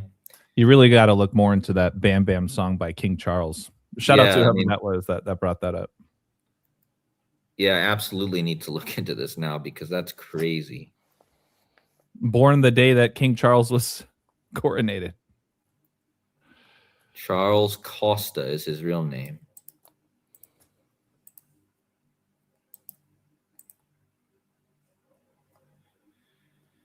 '74. Charles was coronated when he was 74. Huh. There you go. So, yeah, it lists him as May 6th. This says 1985. The other one said 1988. So there's a discrepancy there. But the date's the same, right? Yeah. But 1985 is crazy to me because I've talked about 1985 is the year that Cody Rhodes was born. And Cody Rhodes is, like I said many times, Cody Rhodes is a clear symbol of King Charles in the WWE. That's why he's the golden boy. It's why ever since King Charles became king, Cody Rhodes can do no wrong. He can win. He gets all these privileges. He's being propped up. I think when King Charles dies, Cody Rhodes probably gets not so prominent anymore. But it all has to do with the cipher, the CR cipher. I've talked about it before, but it's King Charles cipher is the CR, which also I think is interesting because when Chuck Norris died, his name is Carlos, which is Charles. It's a form of Charles. And Carlos Ray, like CR. So you got the CR and Chuck Norris's name as well. But yeah, the whole thing with Ozzy Osbourne is crazy as well, with his guitar player Randy Rhoads dying in a plane crash on March 19th. And shout out to Zenith of the Alpha, another YouTube channel, but he's pointed out the very significance of the. So this was it. The royal family, King Charles, super significant number to the royal family and King Charles is 319, which is exactly why King James broke the record on 319. That's why they did it on 319, because King Charles was born on the 319th day of the year. When Prince died, it was 319 days after his birthday, on Queen Elizabeth's birthday. Prince had the song 319, right? And the king equals 319 in satanic gematria. There's even way more. I did a whole video once about the 319 connection to the royal family. So the fact that LeBron James did that on the day he did, and then, you know, the Cavaliers fought for King Charles, and that's the gist of what I have. We'll start wrapping it up because I got to get off here too. But I just wanted to bring it up to you, AJ, since you guys were doing, you and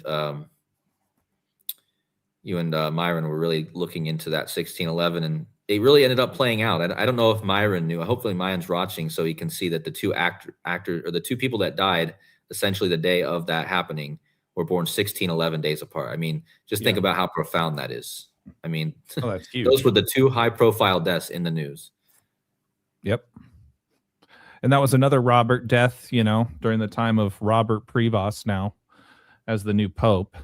Right. And that's kind of what I have to segue to on my end. I don't have a ton else other than a couple additional findings. I'm going to disclaim by saying, obviously, my code's going to be a little biased. You know, cheering on my Arizona Wildcats right now in the March Madness tournament, but just an update for everybody. I did a presentation on this in much greater detail 2 or 3 episodes ago, but wanted to add a little bit more to that code. So make sure to go back and check it out. But just an update, Arizona is in the Sweet 16 now, down to 16 games. First set of games will be on Thursday, second set on Friday, and then the Elite 8 will be this weekend. But really what I wanted to point out, and the reason I even did that first presentation, was because of 2 main stories directly kind of tying in with the city of Tucson, which is home of the University of Arizona.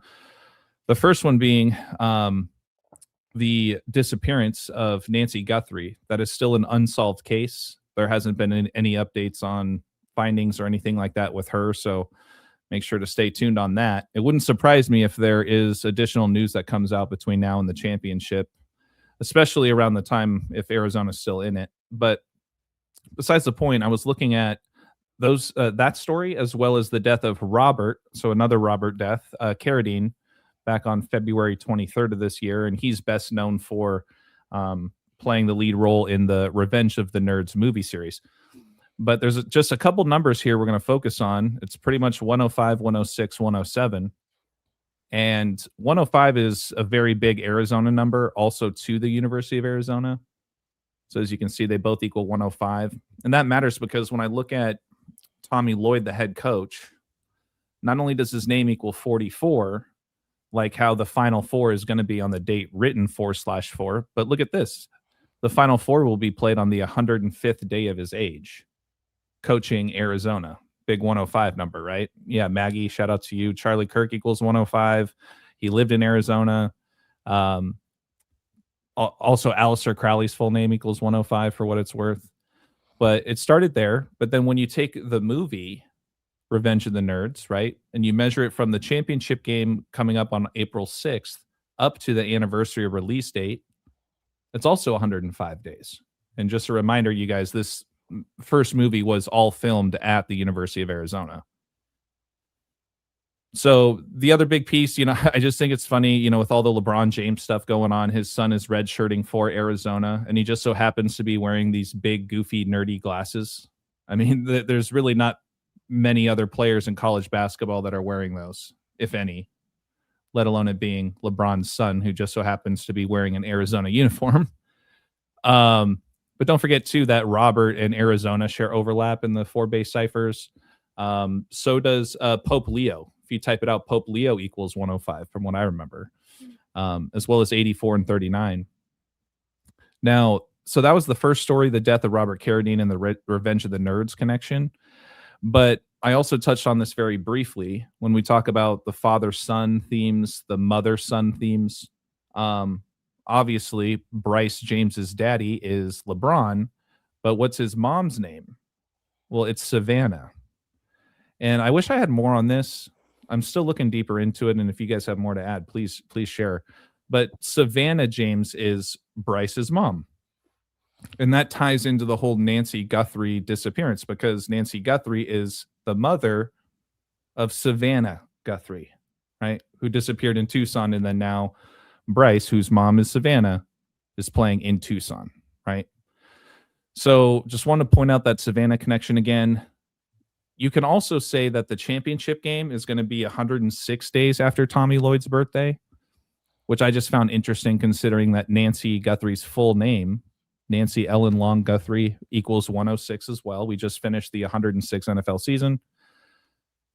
Now, if you include the end date, you could also say that it's going to be the 107th day of Tommy Lloyd's age, which matters because national championship equals 107, just like the word kidnap.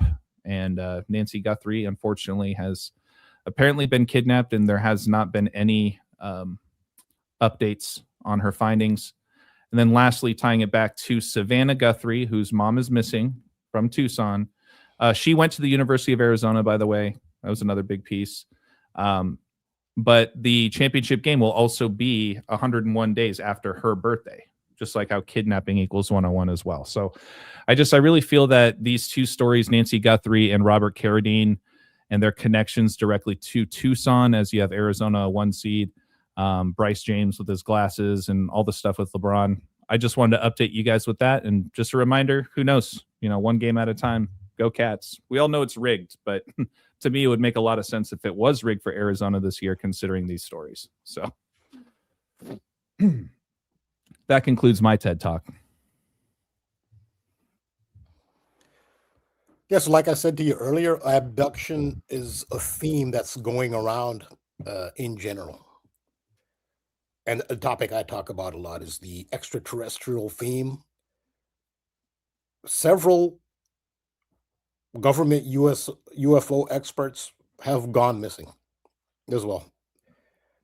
And there's one in particular, he's with the Air Force, a former high-ranking member in the Air Force. And some of them were actually set to testify because they've been doing hearings in Congress.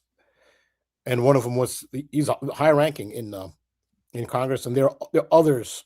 I think they're at least 4 of them now have disappeared, and some of them were set to testify. So, kidnapping is a thing, and also ICE had been doing kidnapping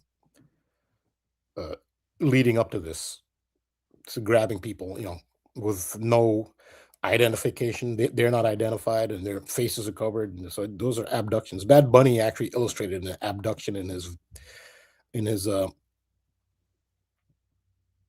okay, I can't remember the name of the song, but it's a video for one of his biggest hits. So the abduction thing is a major theme going around as well, which it does tie into the whole extraterrestrial. It's you could call it a stereotype of extraterrestrials. Those who look into it probably realize that extraterrestrials don't actually abduct people. I get if people don't believe in extraterrestrials. Yeah, I understand why somebody wouldn't believe them at all. But most of the abductions that actually do happen, which are attributed to extraterrestrials, are actually done by humans. You have the United States and other governments, and you also have a very well-funded private industry. And sometimes they actually benefit from taxpayer money outside of government agencies. And they're the ones who are most likely doing the abductions. Extraterrestrials, if you look into it, it's unlikely that actual extraterrestrials do these things. But that's It's all ties in. It's been a big theme, the kidnapping. Yeah, I mean, it makes me think of Arizona Area 51. Yeah. Kind of tying in with, Arizona having a pretty respectable like space astronomy program. Plus, for be some a reason, nerd to study space, yeah, nerds are the scientists.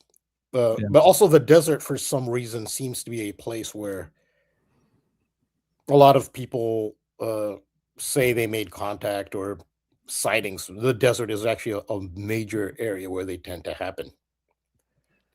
Reminds me of the Phoenix Lights thing that happened back in the 90s. Yeah. That's I saw a documentary on that a long time ago, and it was pretty bizarre how like the government just like made fun of these like tens of thousands of people in the state that all saw it. And then they did like a press conference and one of the guys came out in like an alien suit.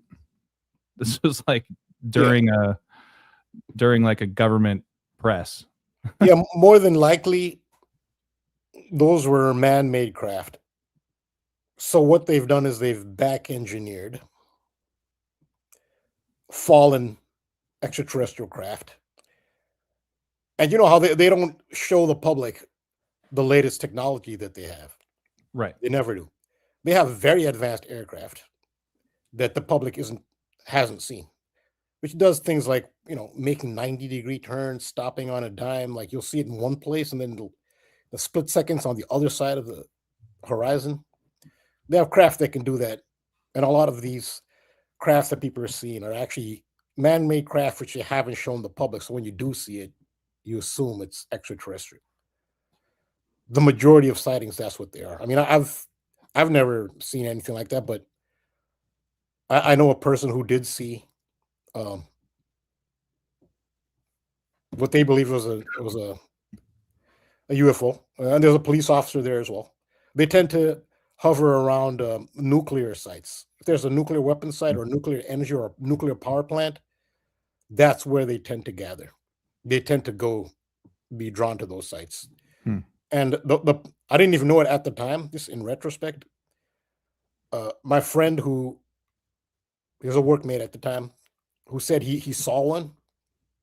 And there were other people who saw it. There's a police officer who saw it. That's right. In New York, there's a nuclear power plant which has been decommissioned. It's slowly being taken out of service. It's called Indian Point. It's like what I'd say 40 miles north of New York City or so. Indian Point. So that's where he saw it. He's around that area. But in retrospect, I said, oh yeah, that's true. Extraterrestrials do tend to show up around nuclear power plants. In fact, they realize that. So what they do is they'll set up a nuclear facility just to attract ET so they can shoot them down. Yeah, and I've also spoken to somebody. So his testimony that he actually did communicate with an extraterrestrial. Like he said, they communicate telepathically, and he said it was in Nevada where it happened. Now he doesn't tell people that. He just told me because, I know he knows me. Yeah, I'm more open to that. So it's not something he tells people because of the kind of reaction he'll get. He said he spoke face to face with an extraterrestrial telepathically. It was in Nevada. And he told me he could tell me where to go. Like, if you're ever in Nevada, tell me there's a certain spot you go in. I'd be curious to do that, but I don't know if that's how it works. If they're always at this one spot, but he said he did. Somebody says they did communicate face to face. It's not a distant, sighting. So yeah, this is going to be a main topic. Well, yeah, I just did a quick search because I was looking into seeing if Bill Clinton ever made any comments about extraterrestrials, simply because Arizona is now playing Arkansas. That's where Bill Clinton went, right? Yeah.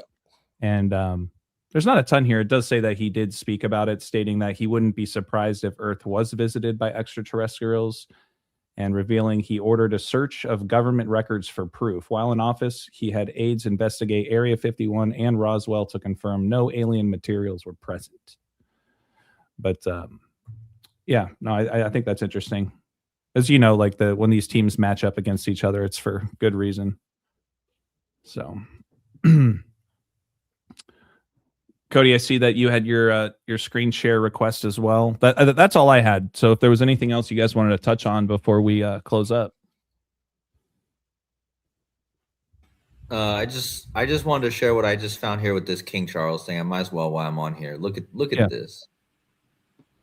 So this is his album from 2020, right? Where during the coronavirus by Clash magazine, Clash King Charles. The album's called Out of My Mind. Oh, geez. Not only does it equal 56, like the date of King Charles' coronation, like the day of this guy's birthday, like coronavirus, like Out of My Mind, like coronation, all equal 56. I mean, come on now. And coronavirus is a super match with Out of My Mind. Maybe these vaccines are going to turn people into zombies, right? Zombies, walkers. I've already talked about how the whole show, Walking Dead, is a tribute to King Charles. Go back and watch my video on that. It's pretty clear. The whole show, The Walking Dead, is a tribute to King Charles, because the king. There's a guy in the movie, the King Ezekiel. Interesting, his name is Ezekiel. We talked about Ezekiel in this stream, but King Ezekiel in that show is his pet is a tiger. He has a pet tiger in the show, which is random, right? Well, not quite so random, because King Charles became king in the year of the tiger. And I've shown, you know, and you had Tiger King that was very popular during the Crown. Exactly. Virus. But look at what it says here to start this article. Look what it says. It says, they say the freaks shall inherit the earth, and it will be King Charles who's ordained by God to rule over them. I mean, what a way to start an article. That's literally the first line. They say the freaks will inherit the earth, and it will be King Charles who's ordained to rule over them. King Charles is the crown virus, guys. I'm telling you, the whole crown virus was a tribute to him. I mean, it happened before he became king, yeah, but it was a tribute to what was going to happen with him. And remember, when did it end? It ended in the year of the tiger. Zach Hubbard called that too. He said, you know, I think that the crown virus will start to wind down in the year of the tiger. And it was because of King Charles, because again, King Charles became king in the year of the tiger. So the crown virus ended as he became king. And, or at least it started to wind down, you know, started to fade. So, I mean, just more evidence about that this King Charles artist is so coded with this. But yeah, I'm sure there's more to it, but I think that was a good way to kind of, since we stumbled on that in this stream, I think that was a good, the Clash thing reminds me of, you know, that English rock band, The Clash. I'm sure there's something with that. Who was it that put that in the chat? About I don't remember. Bam Bam. Yeah, whoever that was, shout out to you. It's somewhere buried here in the yeah, I even forgot about the Bam Bam thing, because he has a song called Bam Bam. And if you look at if you go on eBay, there's a set list. Somebody's selling a set list of this, and you can see all the songs on there, but Bam Bam is one of them. And Love Lust, I guess that was the song that made him famous, or something like that. Yeah, Love Lust. It's interesting that he was in a competition. He won the international songwriting competition in Nashville, Tennessee. It's not far from Memphis, where Elvis the King. And I've shown before how Elvis the King is super mathematically tied to King Charles. Also, their numbers are the dates between them are so obvious. So Elvis is very, and Trump was just in Memphis yesterday at Graceland. Right after I talked about this too, I just talked about how they released the Hail Mary movie with Ryland Grace. And Ryland Grace is literally Graceland in the character's name. And his name is Ryland. Well, who's the owner now of Graceland? Riley Keough, the granddaughter of Elvis. Trump even said yesterday that Elvis is still the most famous person there is. So Elvis is, again, a character that Jurassic Liars, you know, he's on it, man. Elvis is a way more important character than what people realize. And I think that I even found this book by a guy. It says the occult Elvis. And actually, you know, your friends over at the Occult Rejects, Yeah. they had this guy who wrote this book on their stream. But I want to read this because this guy says he's dug into the life of Elvis and said he was a huge occultist. Everyone knows that already, but this really dives deeply into that. And does Jurassic know about this? I don't know. Honestly, I don't know if he knows about this or not. But yeah, that's kind of Elvis, the mystical and magical life of the king. Which is why Vegas is, you know, I mean, why do you get married in front of an Elvis? I mean, think about how symbolic that is. And Elvis can marry you. So, well, I think that's good. A good way to end it. We've covered a lot of ground tonight.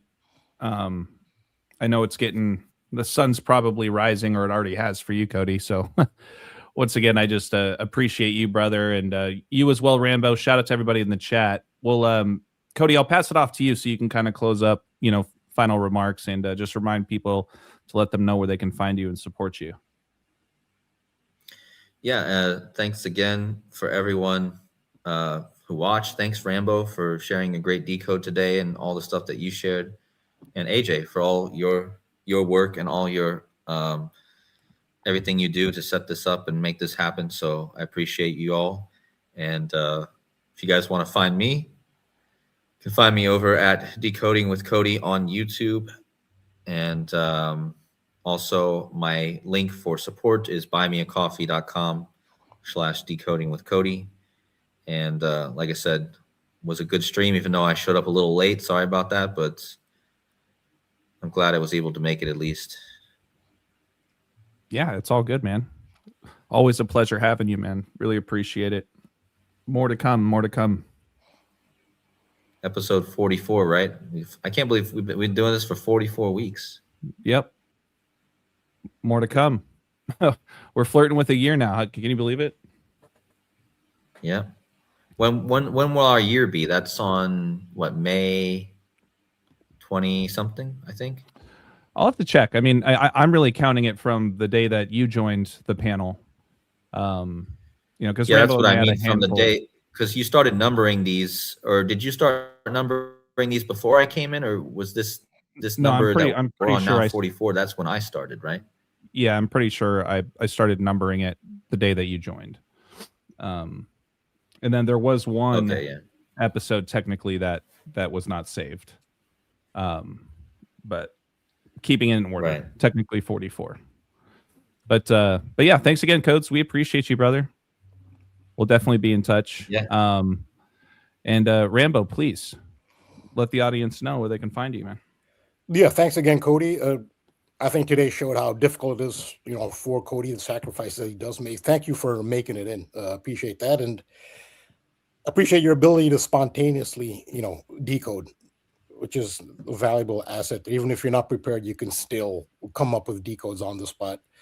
And AJ, again, thank you again for putting this together and promoting my work, and the audience for participating and watching. Appreciate them 100%. This is where I can be found. Patreon.com/thetruthcodes.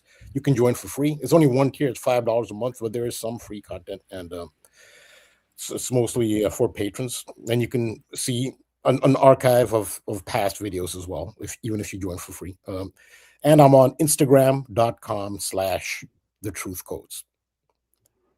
Spelt just like it is. Give him a shot, you guys. You guys haven't signed up already. $5 a month, not a day, not a week. You guys also get full access to his Discord community as well. I would say it's a very similar experience to the amazing contributions that we see in the chat every week on this channel. So we appreciate all of you guys very much as well. My name is AJ, Balll Don't Lie, 3 L's in Ball. You guys can find my work here on this YouTube channel where we're streaming tonight, as well as on Instagram, 3Ls and Ball. Hit me up on email, wordplaybook, 3Os and book at gmail.com if you guys ever want to chat. Also got that Patreon. Had a great night tonight. Congrats to the winners. And without further ado, we will close it out, and we'll see you guys on the next one. Until next Take time. care. Peace. See you, everyone.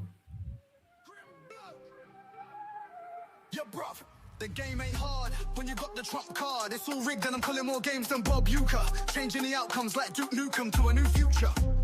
Win some, lose some, bag some, choose none. Will the aliens come save the day? Are we going to listen to what they say? The uranium, cranium, aliens popping up like circadians. Got me spontaneously training in the Palladium gymnasium. Ultimate battle in the extraterrestrial stadium. It really just be the Mediterranean and Sylvanians. Bloodlines, overtime, dragon descendants. Scripting bread and circus lizards in attendance. Serpent queens, breaking